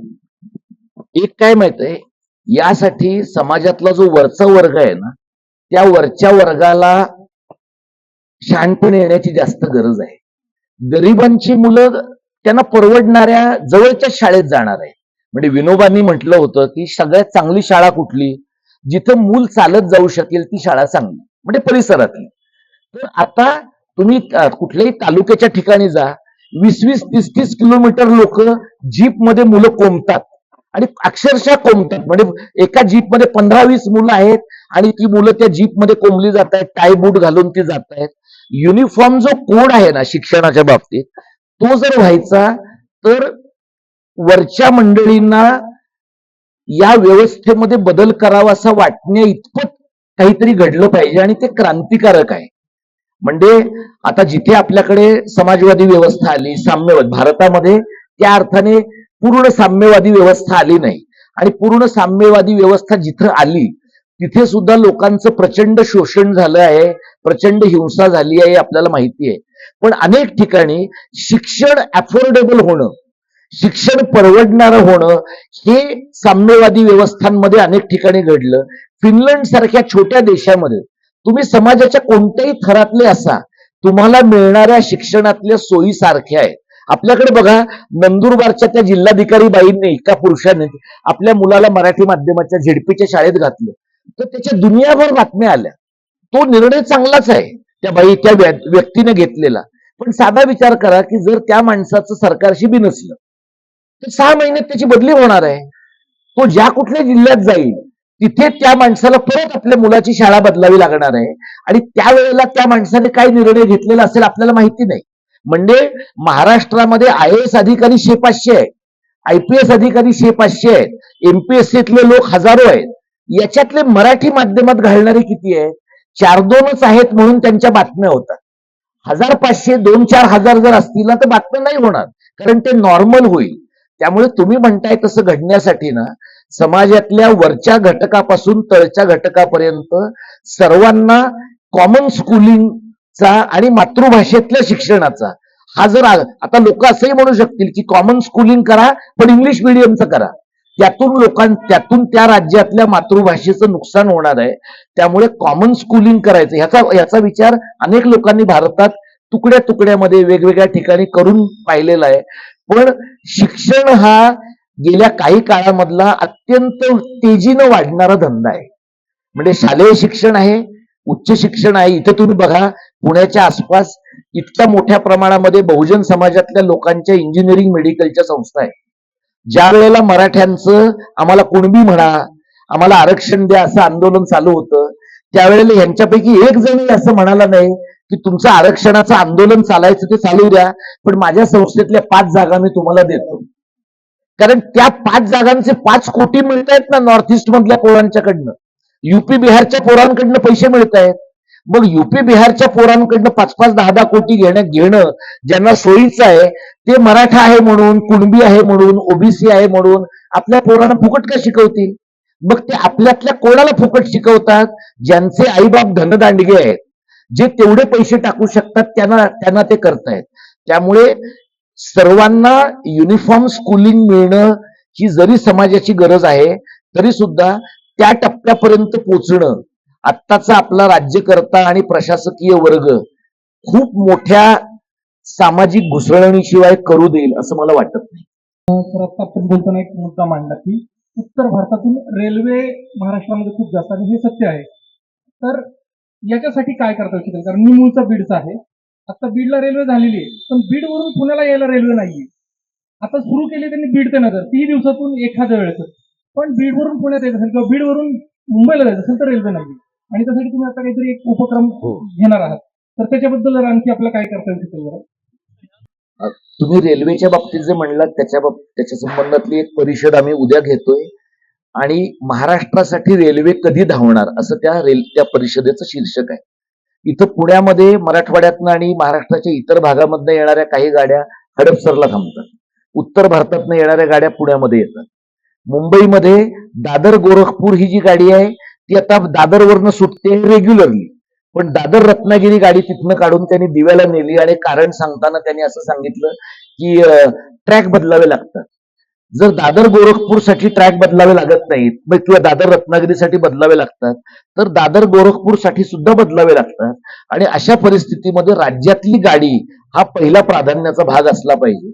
आणि हे फक्त राज्याचा प्राधान्याचा भाग नाहीये. जसं बीडमधनं पुण्यात येणं गरजेचं आहे, नागपूरवरनं पुण्यात येणं रेग्युलरली गरजेचं आहे, मुंबईमध्ये येणं गरजेचं आहे, यातनं त्या राज्याची स्वतःची एक ऑर्गॅनिक ओळख तयार होते. म्हणजे आता ऑर्गॅनिक ओळख कशी तयार होते, युपी बिहारमधनं आणि झारखंड छत्तीसगडमधनं प्रचंड मोठ्या प्रमाणामध्ये गाड्या तुम्हाला येताना दिसतील. आणि या जेव्हा गाड्या इतक्या मोठ्या प्रमाणात येतात तिथून लोक, हजारो लोक, लाखो लोक काही दिवसांमध्ये या शहरांमध्ये जेव्हा येतात, आल्या ती पसरतायत इकडे. आता आपल्याकडे जो एक पुरोगाम्यांचा वर्ग आहे, काहीचा आंबेडकरवाद्यांचा पण वर्ग आहे, त्यांना असं वाटतं नाही पण ते गरीब आहेत, वंचित आहेत, त्यांची आपण काळजी घ्यायला पाहिजे की नाही. मी मराठीवादी कार्यकर्ता आहे, मला प्राधान्याने मराठी स्थलांतरितांची काळजी आहे. म्हणजे मला जर विदर्भ, मराठवाडा, खानदेश, कोकण, पश्चिम महाराष्ट्रातले स्थलांतरित आणि दुसऱ्या राज्यातले स्थलांतरित याच्यात निवड करायची वेळ आली, मी डोळे झाकून महाराष्ट्रातल्या इतर भागातल्या स्थलांतरितांची निवड करेन. आता हा माझा कॉन्शियस चॉईस आहे. आता त्याच्यामुळे तुम्ही मला कमी मानवतावादी आहे, संकुचित आहे, प्रतिगामी आहे, काही म्हणलात त्याने मला काही फरक पडत नाही. माझी मराठीवादी ही ओळख माझ्या भारतवादी आणि माझ्या तथाकथित मानवतावादी ओळखीपेक्षा मला महत्वाची वाटते. आम्ही जे करतोय आता उद्या त्याच्यामध्ये वेगवेगळे राजकीय पक्ष आणि अभ्यासक यांना महाराष्ट्रात नेमका रेल्वेचा प्रश्न का निर्माण झालाय आणि उत्तर भारतातल्या रेल्वेची संख्या प्रचंड आहे आणि रेल्वेचा वापर होऊन प्रवासाच्या सोयी सोप्या झाल्यामुळे कुठलीही बारीक अडचण झाली तर उत्तर भारतातला माणूस साध्या सोप्या पद्धतीनं महाराष्ट्रात येतो आहे आणि इथं येऊन वस्ती करतो आहे. एवढंच नव्हे तर एका टप्प्यानंतर त्याचे मतदारसंघ तयार होत आहेत.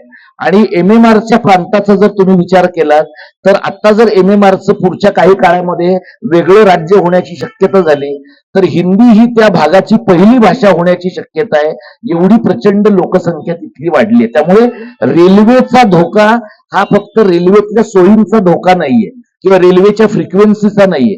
तुम्ही महालक्ष्मी एक्सप्रेसनं प्रवास करा, मुंबई कोल्हापूर आणि कोल्हापूर तिरुपती अशी पुढे ती गाडी जाते. त्या गाडीमध्ये टॉयलेटमध्ये सुद्धा लावलेल्या फलकामध्ये हिंदी, इंग्रजी आणि तमिळ अशा 3 भाषांमधले फरक आहे.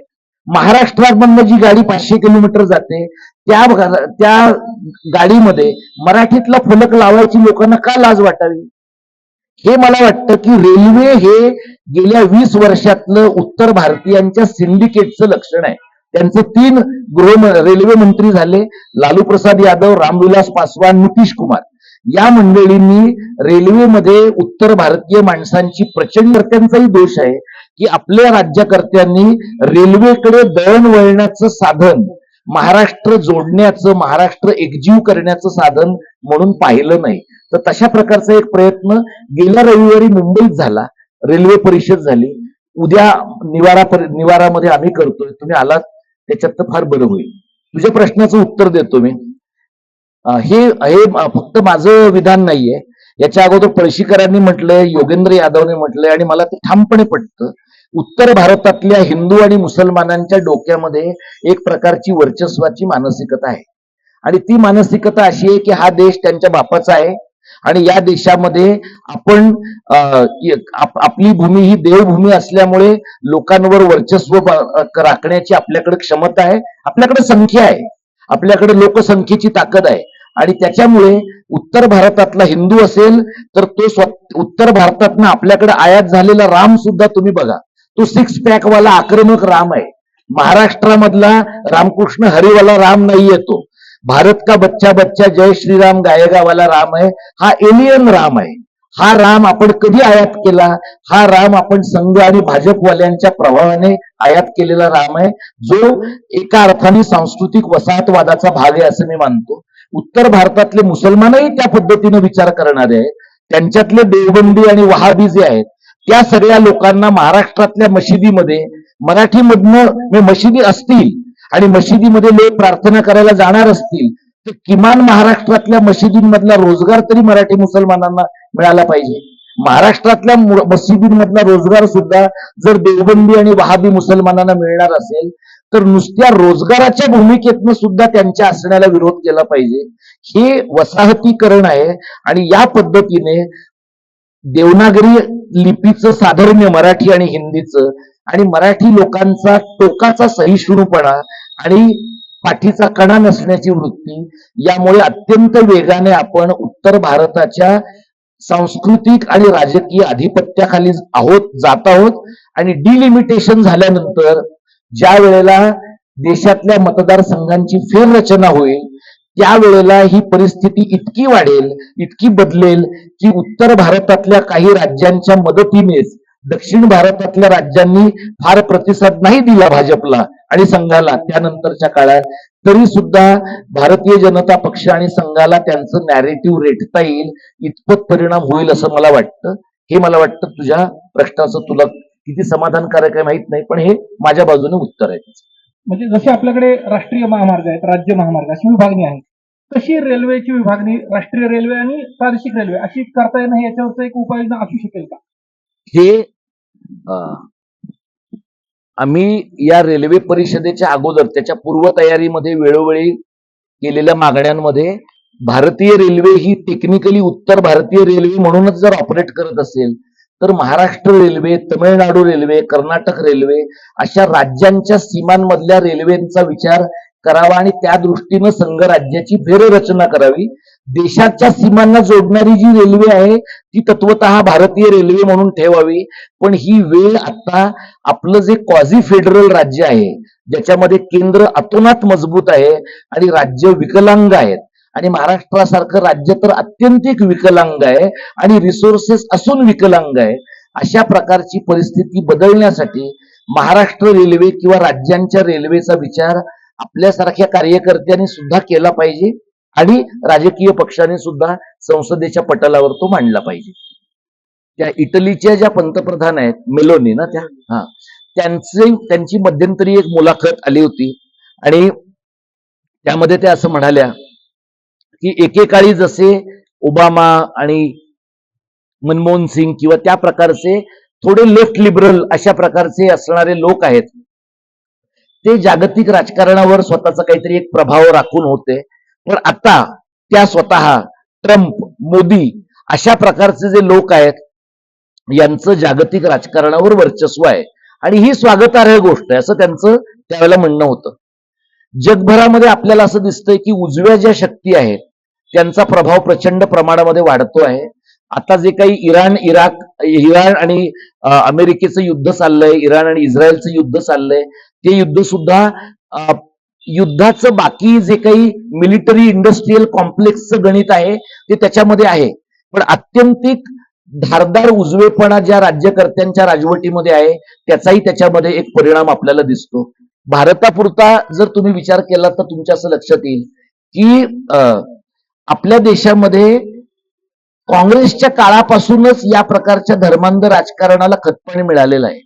म्हणजे काँग्रेसच्या काळामध्ये तुम्ही बघितलं तर रामायण आणि महाभारतासारख्या मालिका या ज्या काळामध्ये आल्या त्या सॉफ्ट हिंदुत्वाच्याच मालिका होत्या आणि काँग्रेसने त्या काळामध्ये दोन दगडांवर पाय ठेवण्याचा प्रयत्न केला. इंदिरा गांधींनी केला, राजीव गांधींनी पण केलं. राजीव गांधींनी तर अधिक चुकीच्या पद्धतीने केला असं मला वाटतं. म्हणजे त्यांनी एका बाजूला राम मंदिराची दरवाजे उघडले, दुसरीकडे शहाबानूच्या खटल्यामध्ये सुप्रीम कोर्टामध्ये जाऊन काही बदल करून घेतले, संसदेमध्ये जाऊन काही बदल करून घेतले. म्हणजे तुम्ही दोन्ही बाजूच्या धर्मांधांना खुश करायचं, या प्रक्रियेमध्ये अंतिमतः धर्मांधांना खुश करणं हा लेजिटिमेट पॉलिटिक्सचा भाग होतो. जे आपल्याला असं दिसतं की 2002 मध्ये म्हणजे 1992च्या दंगलीनंतर मुंबईच्या 95 साली शिवसेना सत्तेत येते हा योगायोग नाहीये. तसं 2002च्या गुजरातच्या दंगलीनंतर आजतागायत गुजरातवर भाजपचं राज्य आहे आणि त्यानंतर त्या सगळ्या दंगलींच्या बाबतीमध्ये ज्यांच्यावर प्रमुख भूमिका बजावल्याचा आरोप आहे तो माणूस देशाचा प्रमुख नेता होतो. आणि कधी मी सगळ्यात पिछड्या जातीतला आहे, कधी मी हिंदू आहे, अशा प्रकारचं ड्युअल राजकारण करत राहतो. हे अजिबात आश्चर्यजनक नाहीये. मी आता जर तुम्ही बघितलं महाराष्ट्रापुरतं तुम्ही पाहिलं तर महाराष्ट्रामध्ये आतापर्यंत आपल्याकडे असं म्हणायची पद्धत होती की वारकरी परंपरेतले जे लोक आहेत ते सगळे एका अर्थाने सद्भावनेचा संदेश देणारे आहेत, माणसांना शांततेनं जोडणारे आहेत. गेल्या काही काळामध्ये नगर मधले जे सगळे त्या संग्राम भंडारेपासून इतर सगळे जे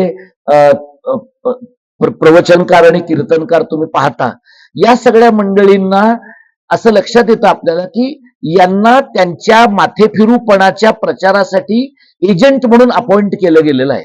म्हणजे धर्मांध राजकारण ही एक इंडस्ट्री आहे.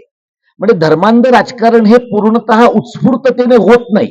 म्हणजे तुम्ही बघितलं तर धर्मांध राजकारणाचा एक चेहरा संग्राम भंडारे आहे महाराष्ट्रापुरता, दुसरा गुणरत्न सदावर्ते आहे. म्हणजे कुठे ब्राह्मणांना वापरायचं, कुठे बहुजनांना वापरायचं, याच्याबद्दलचं काही एक लॉजिक धर्मांधांच्या इकोसिस्टीम मध्ये ठरलंय. आणि ह्याच्याबद्दल जेव्हा मी काही वेळेला बोलतो आणि मला असं मी सांगतो की या सगळ्याचं मूळ रेशीम बागेच्या प्रेरणेमध्ये आहे. या सगळ्याचं जे मूळ आहे ते गोळवलकरांच्या बंच ऑफ थॉट्स मध्ये आहे. याचं कारण तुम्ही एक विशिष्ट ओळख एखाद्या समाजाची निर्माण करण्याच्या प्रक्रियेमध्ये तुम्ही अशा प्रकारचं मार्जिनलायझेशनचं किंवा लोकांच्या वर्जनाचं असं एक राजकारण तयार करता ज्याच्यामध्ये तुम्हाला तुमची हिंदू म्हणून एक अत्यंत नॅरो ओळख ठरवावी लागते. तर आत्ता काय चित्र आहे तर आत्ता लोक अगदी 236 जागा जरी त्यांना केंद्रात मिळालेल्या असल्या आणि आता डिलिमिटेशनच्या बिलावर त्यांचा पराभव झालेला असला तरी फार हरखून जाण्याचं काही कारण नाही की 2029 लोक असं म्हणतायत, मला माहित नाही, पत्रकारांनी सांगावं की निवडणुका 2029च्या ऐवजी 27ला होण्याची शक्यता आहे असा एक लोकांचा अंदाज आहे. पण मला माहिती नाही. पण आत्ताच्या घडीला धर्मांध राजकारणाची जो काही प्रभाव भारतावर आहे तो पाहता तातडीनं ह्यांच्या तावडीतून आपली सुटका आहे असं मला दिसत नाही. आणि नागरी समाजाच्या पातळीवर जे काही प्रयत्न थोडे महाराष्ट्रात देशात इतरत्र होत असतील असे प्रयत्न करणारी माणसं दहशतीने गप्प राहतील किंवा तुरुंगवासात जातील अशा प्रकारची व्यवस्था यांनी सर्व प्रकारचं तारतम्य सोडून केलंय. म्हणजे तुम्ही सोनम वांगचुक हे त्याचं उत्तम उदाहरण आहे. म्हणजे जम्मू काश्मीरच्या विभाजनानंतर सोनम वांगचुक एकदम मोदींच्या प्रेमात पडले होते. पण नंतर 2च वर्षांनी शेड्यूल 6 मुळे त्या माणसाला 170 दिवस तुरुंगात जावं लागलं. म्हणजे धर्मांधतेचं राजकारण करणारे जे लोक आहेत ना त्यांना आपले भाऊबंद म्हणून दुसऱ्या धर्मातले धर्मांधच लागतात. कारण तरच त्यांची इकोसिस्टीम फंक्शनल राहते. त्यांना कोणत्याही प्रकारे सॅनिटी असलेले विवेकाचा विचार करणारे अशा प्रकारचे लोक नको आहेत. हा एक त्यातला मला सगळ्यात महत्वाचा भाग वाटतो. आम्ही जे काही काम करतो त्याच्यामध्ये मला असं वाटतं की तमिळनाडूने ज्याप्रमाणे यांचं हिंदुत्वाचं राजकारण रोखण्यासाठी द्रविडियन आयडेंटिटी नीट वापरली आहे, आतापर्यंत वापरली, मला माहित नाही निवडणुकीत त्यांचं आता काय होईल, पण तरी सुद्धा त्यांनी खूप ताकदीने ती वापरलेली आहे. बंगालमध्ये बऱ्यापैकी ममता बॅनर्जींनी ती वापरली आहे. महाराष्ट्राला अशा प्रकारची महाराष्ट्र धर्माची ओळख एस्टॅब्लिश करण्याची संधी आहे. इच्छा आहे की नाही मला माहित नाही, किंवा त्याच्यासाठी कष्ट घेण्याची क्षमता लोकांमध्ये आहे की नाही मला माहित नाही. पण हिंदुत्वाच्या राजकारणाला उत्तर देणं हे सॉफ्ट हिंदुत्वामधनं शक्य नाही. हिंदुत्वाच्या राजकारणाला उत्तर देणं आज मराठी बांधवांनो, उद्या भोंगेवाल्यांनो असं करून शक्य नाही. त्यामुळे तुम्हाला हे क्लिअर ठरवायला लागेल की मराठी कारणाचं आणि महाराष्ट्र धर्माचं राजकारण करायचं का हिंदुत्वाच्या राजकारणाच्या वळचणीला जायचं. महाराष्ट्रामध्ये हे लोकांचं ठरेना. म्हणजे ठाकरेंचं पण ठरत नाही, पवारांचं पण ठरत नाही, काही आंबेडकरवाद्यांचं पण ठरत नाही. हा त्यातला प्रॉब्लेम आहे. त्यामुळे धर्मांधतेच्या राजकारणाला उत्तर देण्यासाठी लागणारं काउंटर मोबिलायझेशन करणं हाच त्याच्यावरचा उपाय आहे असं मला वाटतं. तुम्ही म्हणता तो मुद्दा बरोबर आहे. काय आहे की मराठीचा जो आग्रह आहे ना, खाली ठेवू का? मराठीचा जो आग्रह आहे तो दैनंदिन पातळीवर कसा धरायचा हा सगळ्यात महत्वाचा प्रश्न आहे. कारण मी असे अनेक लोक पाहिलेले आहेत, म्हणजे ज्या वेळेला आम्ही बँकांमध्ये चेक भरताना तो मराठीतनं भरतो. असं मी 10-12 वर्षापूर्वी महाराष्ट्र नवनिर्माण सेनेच्या एका नेत्याला सांगितलं. तर तो मला असं म्हणला, असं करता येतं का? मी त्याला म्हटलं, अरे हे तू मला सांगायला पाहिजे ना की असं करता येतं. म्हणजे मी त्याला म्हटलं की तू भर, आणि नाही घेतला बँकेच्या माणसाने तर तू सांग तुझ्या पक्षामध्ये, तुम्हाला घ्यावाच लागतो.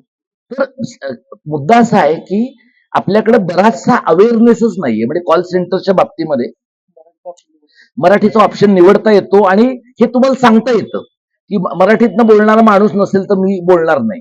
हे तुम्हाला ओला उबर पासून सगळीकडे करता येतं. आता प्रश्न काय माहितीये का?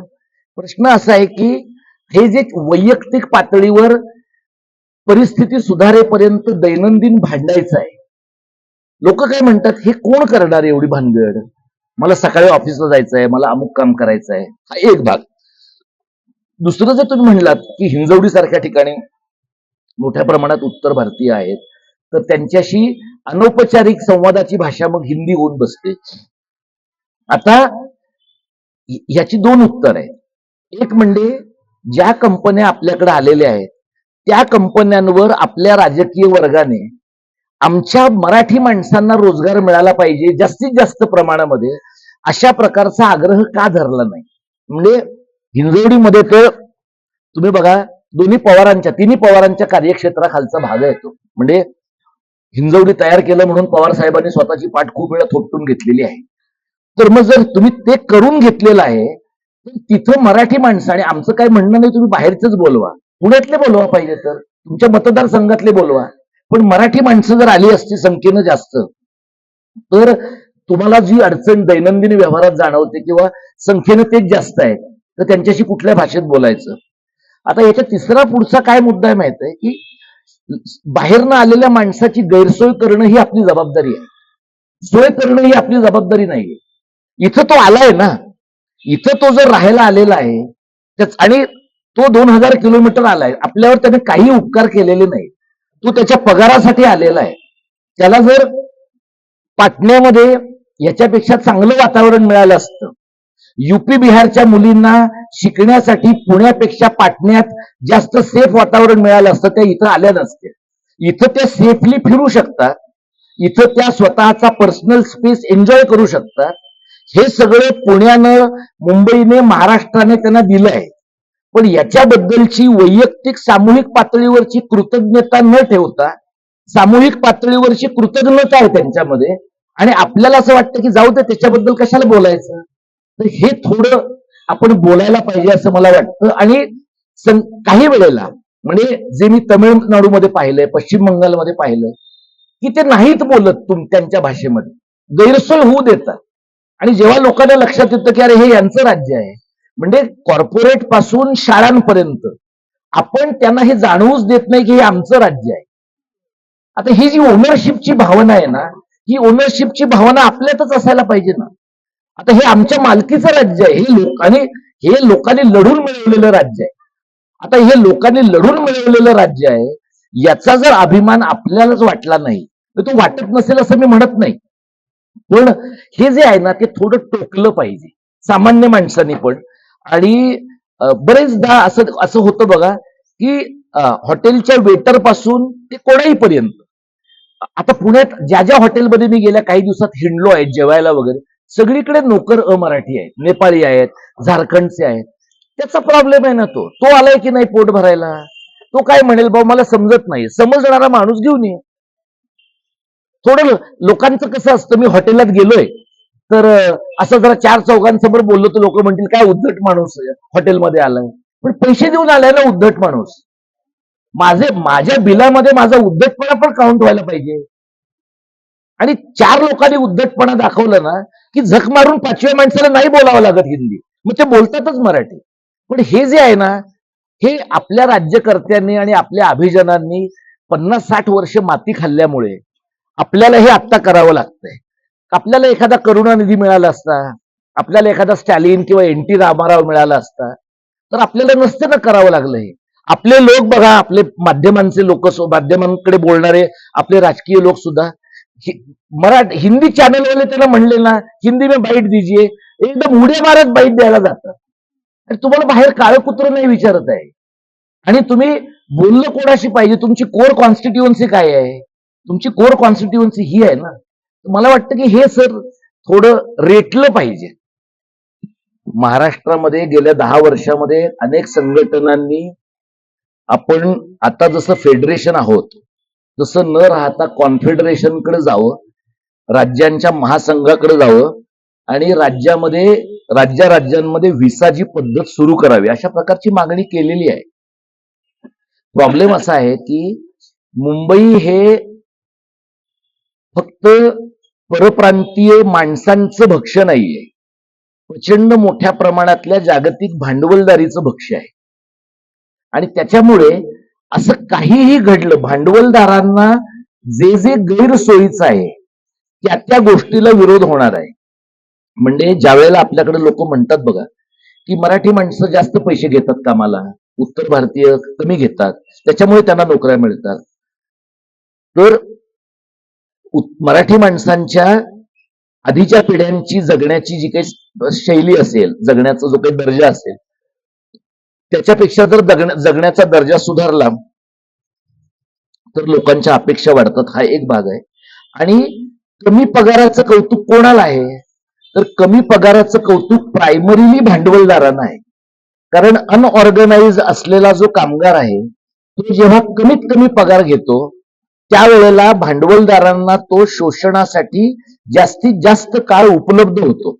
म्हणजे आपण 18 तास काम करण्यापासून 8 तास काम करण्यापर्यंत आलो, ते पुन्हा आपण सॉफ्टवेअरच्या धंद्यामध्ये आणि इतर सगळ्या क्षेत्रांमध्ये पुन्हा सगळे कामगार कायदे उलटे करून लोक 12 तास 16 तास काम करण्यापर्यंत, म्हणजे हा जो सॉफ्टवेअर कुलीचा नवीन सगळं जग तयार झालंय त्याच्यामधून माणसांना जगण्याला काही स्पेसच राहू नये अशा प्रकारची व्यवस्था झाली. आणि त्याच्यात जो कामगार स्वस्तात काम करेल, जो कामगार जगण्याबद्दलच्या फारशा गरजांची अपेक्षा ठेवणार नाही, असा कामगार भांडवलदारांना उपयुक्त आहे.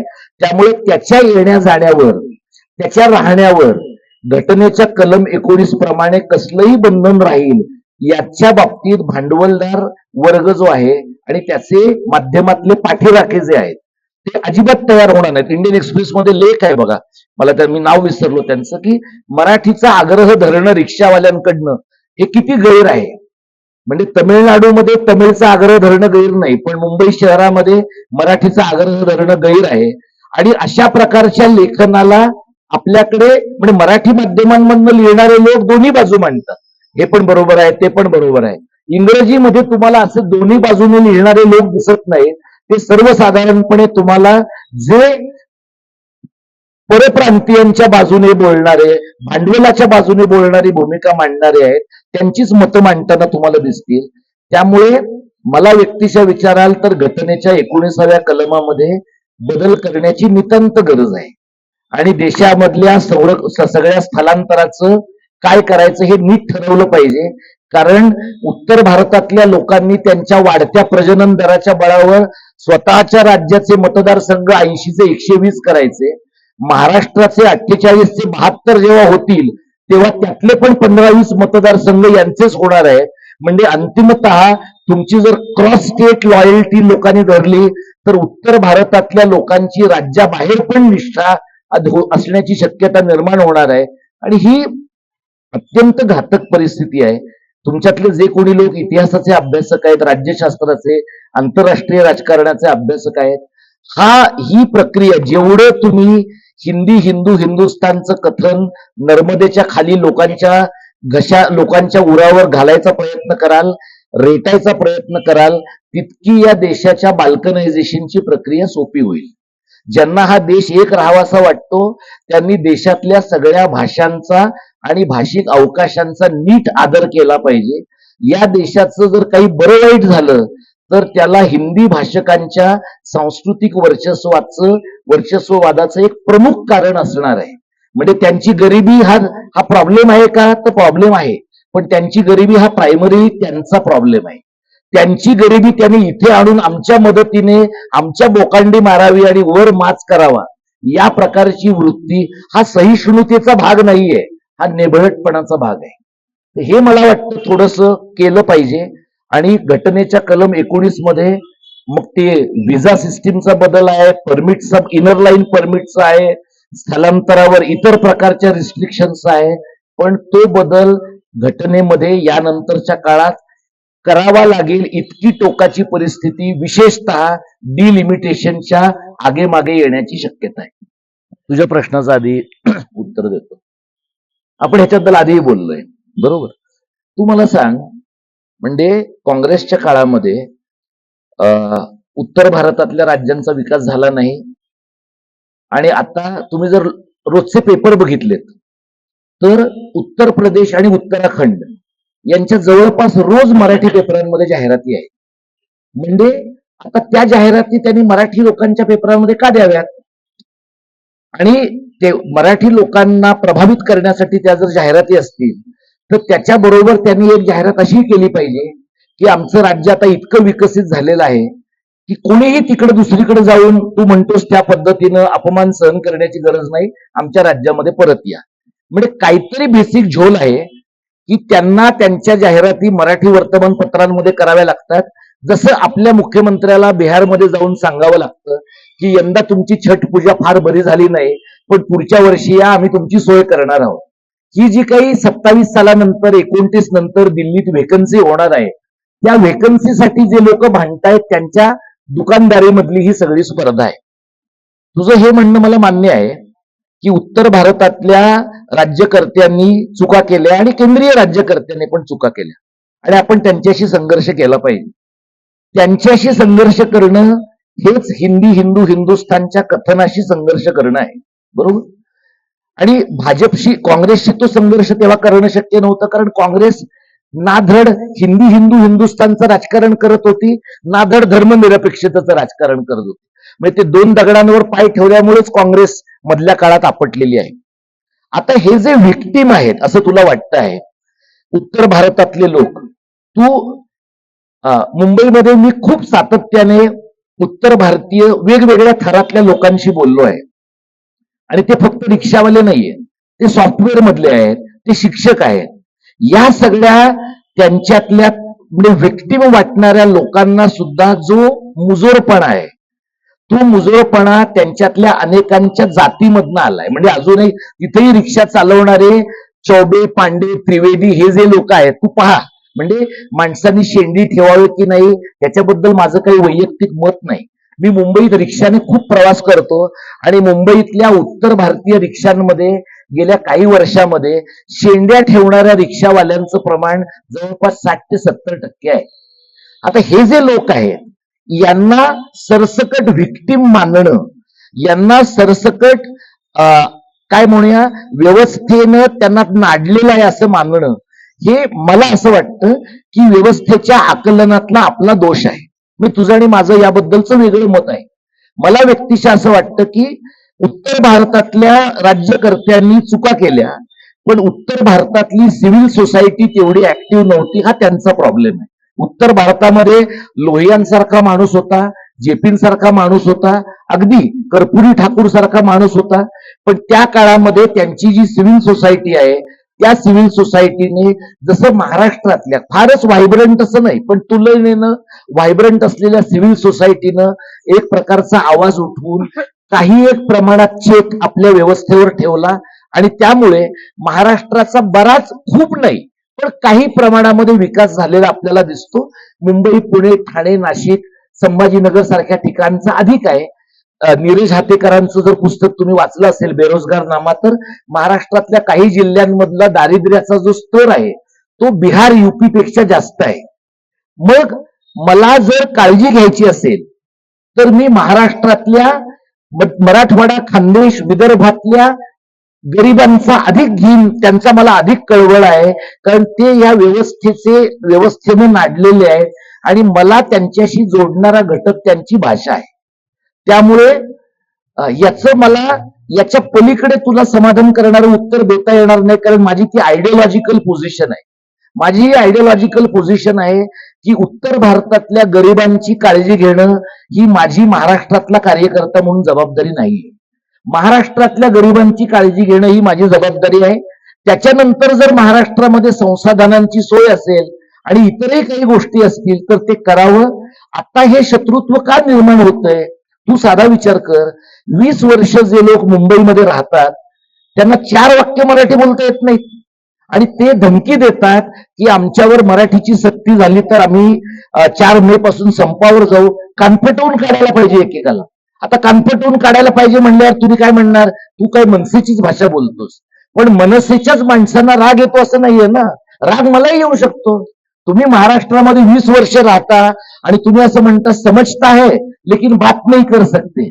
अरे यूपी बिहारमध्ये गेलेला माझ्या तालुक्यातला सोने चांदी गाळणारा माणूस 6 महिन्यामध्ये हिंदी शिकतो आणि त्याच्या गाडीवर तो बिहारीला जाऊन राहिलेला माणूस बिहारी बाबू असं गाडीवर लिहून आणतो. इतके मराठी लोक गणलेले लोक आहेत. ते तुम्ही तिथे 6 महिने गेलात तरी आपले लोक पण तिथे वंचितच आहेत. असं नाही आपले लोक धनदांडगे आहेत, पण आपले जे वंचित तिथं जात आहेत ते आपले लोक जर त्या समाजामध्ये मिसळतायत आणि मुजोरपणा करत नाहीयेत तर वंचितांची मुजोरी आणि परप्रांतीय धनदांडग्यांची मुजोरी याच्यामध्ये डिग्रीचा फरक आहे.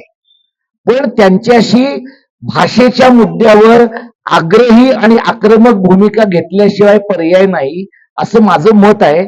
आपण रेषेच्या 2 वेगळ्या बाजूला आहोत. तुला असं वाटतंय की ती जी केंद्रीय सत्ता आहे, मला असं वाटतं की त्या केंद्रीय सत्तेवर पण गायपट्ट्याचा कंट्रोल आहे. केंद्रीय सत्ता पण ह्यांच्या ताब्यात आहे. केंद्रीय सत्ता नाहीये ना महाराष्ट्राच्या ताब्यामध्ये. म्हणून मला वाटतं की केंद्रीय सत्ता ताब्यात घेणं हे कदाचित मराठी माणसाच्या पुढच्या अजेंड्यातलं एक महत्वाचं काम असलं पाहिजे.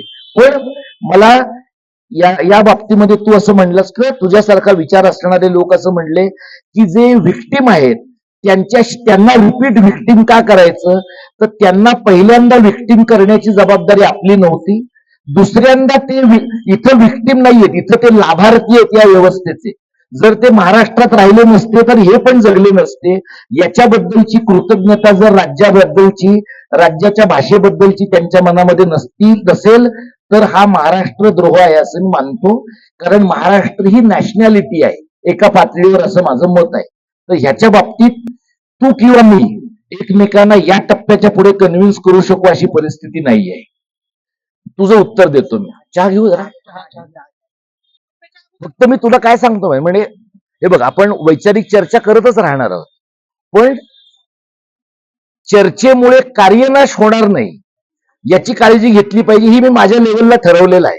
म्हणजे मी तुझ्याशी माझ्या आयुष्याच्या अखेरपर्यंत चर्चा करेन, पण मी हलणार नाही. स्टँड नाही हलवणार. म्हणजे मी समाजवाद्यांसारखा नाहीये. हा पण खरा आहे तो पण खरा आहे. मी काही चळवळीतला नाना पाटेकर नाहीये. त्याच्यामुळे मला माहित आहे. तुझ्या प्रश्नाचं उत्तर देतो मी. राजकीय पक्ष जे आपल्याकडचे 2 मोठे आहेत ना, काँग्रेस हा काय म्हणूया महाराष्ट्रात दिल्लीमध्ये एकटा तो राहुल गांधी काम करतो, इथे ते सपकाळ करतात.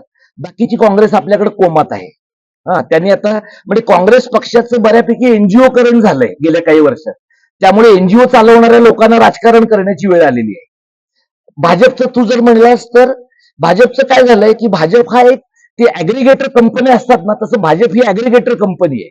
सर्व पक्षांमधले सर्व ठिकाणची माणसं गोळा करायची आणि त्यांचा एक तंबू उभा करायचा, हा त्यांच्या अजेंड्याचा भाग आहे.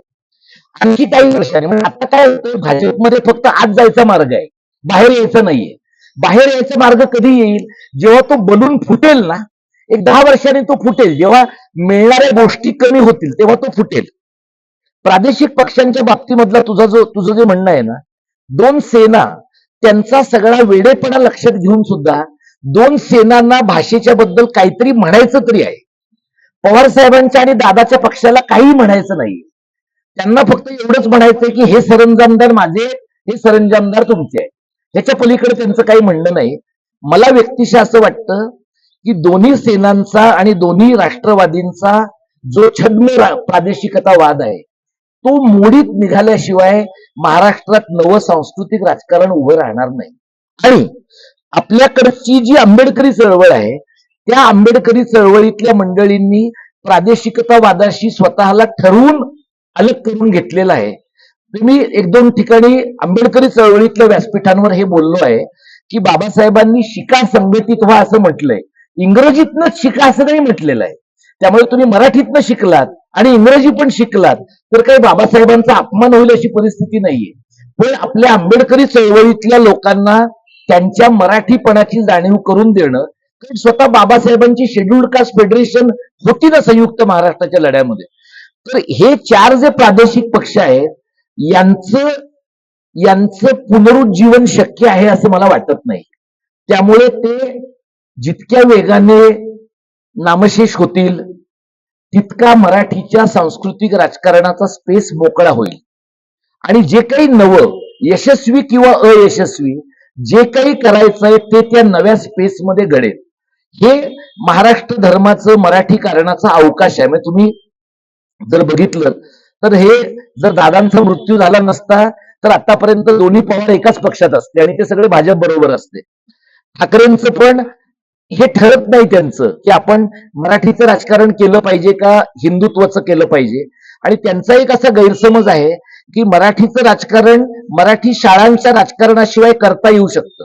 म्हणजे तुम्ही 1 मेच्या का वसंत व्याख्यानमालेतल्या त्यांच्या भाषणात राज ठाकरे पहिल्यांदा असं बोललेत की मराठी शाळांचा प्रश्न हा जमिनीचा प्रश्न आहे म्हणून. आमच्यासारख्या काम करणाऱ्या किरकोळ लोकांना जर हे 10 वर्ष आधी कळलेलं आहे तर राज ठाकरेंना ते कळायला 2026 का उजाडतं? कारण तुमचा कान जमिनीला नाहीये. तुमचा कान जेव्हा जमिनीला नसतो ना तेव्हा मग तुम्हाला वाटतं तुमचं वर्क फ्रॉम होम आहे ना सगळं. त्याच्यामुळे तुम्हाला असं वाटतं की ते बांद्रा ते शिवाजी पार्क हेच जग आहे आपलं. महाराष्ट्र मोठा आहे ना त्याच्यापेक्षा.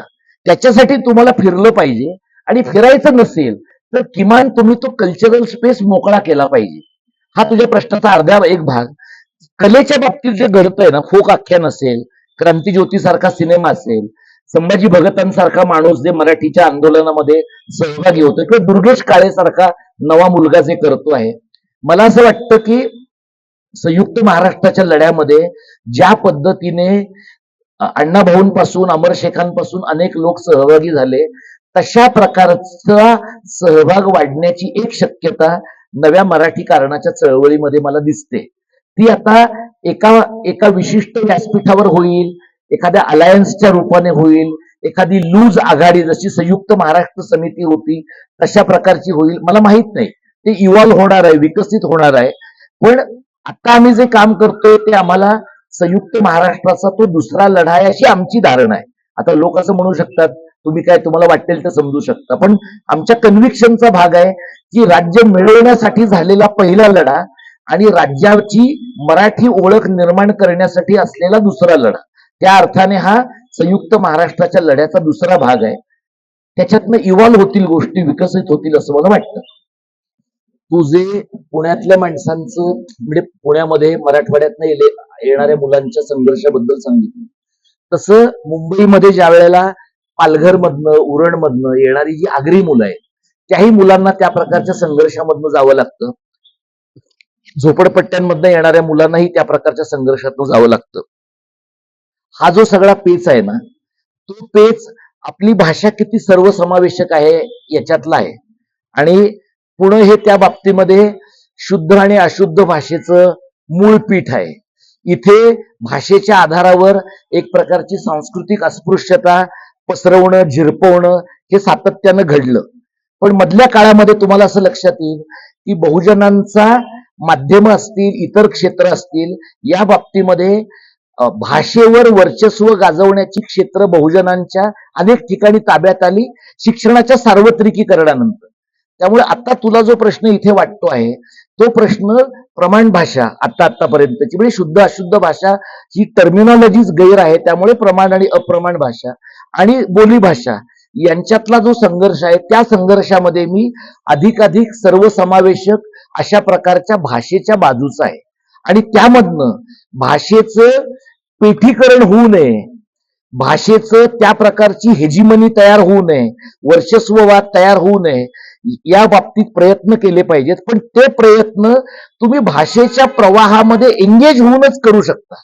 म्हणजे ते तुम्हाला कांच्या इलायाची लाईन ठेवून नाही करता येणार की मराठी किंवा प्रादेशिक भाषा या बहुजनांच्या शोषणासाठीच्याच आहेत आणि म्हणून बहुजनांनी त्यांच्यापासून दूरच राहिलं पाहिजे. या पद्धतीच्या युक्तिवादाने काही घडणार नाही. मला उलट असं वाटतं की स्वातंत्र्यानंतर बहुजनांना मराठीसारख्या प्रादेशिक भाषेवर स्वतःचा ठसा उमटवण्याची आजच्या इतकी चांगली संधीच नव्हती. ती संधी हिसकावून घेतली पाहिजे, पुरेपूर वापरली पाहिजे, तरच मराठी ही सर्वसमावेशक आणि सर्वांना सोबत घेऊन जाणारी भाषा होण्याची शक्यता आहे. जसं आपल्याकडे होतंय तसं कर्नाटकात झालंय, तमिळनाडूत झालंय, ओरिसा, पश्चिम बंगालमध्ये झालंय आणि 2015 साली campaign for language equality and rights नावाचं भारतीय भाषांचं एक व्यासपीठ तयार झालंय. ते तयार करण्याच्या प्रक्रियेमध्ये मी कार्यकर्ता म्हणून होतो. आज भारतातल्या जवळपास 15-16 राज्यांमधले लोक त्याच्यात आहेत, जे जिथे हिंदीचा होणारा त्रास आहे, इंग्रजी भाषेच्या वर्चस्वाचा प्रश्न आहे. तर अशा पद्धतीचं काम भारतभर होत आहे आणि त्यासाठी देशभरामध्ये बैठका घेणं, परिषदा घेणं, अशा प्रकारची कामं घडताना दिसतात. पण त्याच्यासाठी लागणारं जे मनुष्यबळ आहे, जे आर्थिक बळ आहे, ते हे सगळे लोक कोणी प्राध्यापक आहेत, कोणी स्थानिक पातळीवर चळवळी चालवणारे आहेत. त्यामुळे वर्षातनं 1-2 बैठकांच्या पलीकडं फार घडत नाही. त्यामुळे एकीकडे 8व्या परिशिष्टातल्या भाषा आणि दुसरीकडे सीताकांत महापात्र समितीने ज्या आता 8व्या परिशिष्टात नाहीत पण 8व्या परिशिष्टामध्ये असाव्यात अशा प्रकारची शिफारस केलेली आहे त्या भाषा, अशा प्रकारच्या भाषांच्यासाठी एकत्रितपणे काम थोड्या प्रमाणामध्ये होतंय, पण ते जास्त मोठ्या स्केलवर व्हायला पाहिजे. आपण म्हणजे सर अगदी शेवटी आभाराकडे वळण्या अगोदर सर हे करूया की सर्वांना माहित आहे आता शिवाजी कोण होता या पुस्तकाच्या अनुषंगाने काय चालू आहे चर्चा. मला नेहमी ते वाटतं की आईला बरोबर. आई म्हणून हाक मारताना एकेरी जे प्रेम आहे ते दुसरं कशातही व्यक्त होऊ शकत नाही. तितकंच प्रेम, तितकीच माया आपल्या महाराष्ट्रीय लोकांना सर्वांना छत्रपतींबद्दल, शिवाजी महाराजांबद्दल वाटते. त्यामुळं त्याच्या मागचा विचार महत्वाचा आणि तो विचार या पुस्तकात खूप चांगल्या पद्धतीनं पानसरे सरांनी हे केलेला आहे. आपण सर्वांना पुस्तकाची प्रत मिळाली. 7 नंबरचं पान काढायचं, आपण त्याच्यावरचं एक जो पॅराग्राफ आहे त्याचं वाचन करणार आहे. मग त्यानंतर आपण हो, हो. शिवाजी महाराजांच्या कार्याचे आणि राज्याचे शिवाजी महाराजांच्या कार्याचे आणि राज्याचे इतर राज्यांच्या कार्याहून आणि राज्यांहून इतर राज्यांच्या कार्याहून आणि राज्याहून सर्वात ठळक वेगळे पण कोणते? सर्वात ठळक वेगळे पण कोणते? शिवाजीचे कार्य आणि शिवाजीचे राज्य शिवाजीचे कार्य आणि शिवाजीचे राज्य त्या राज्यात उपयोगाची राहिलेली नाही, ती सुद्धा सामान्य जनांच्या दृष्टीने उपयोगाची राहिलेली नाही, असा याचा अर्थ आहे. असा याचा अर्थ आहे.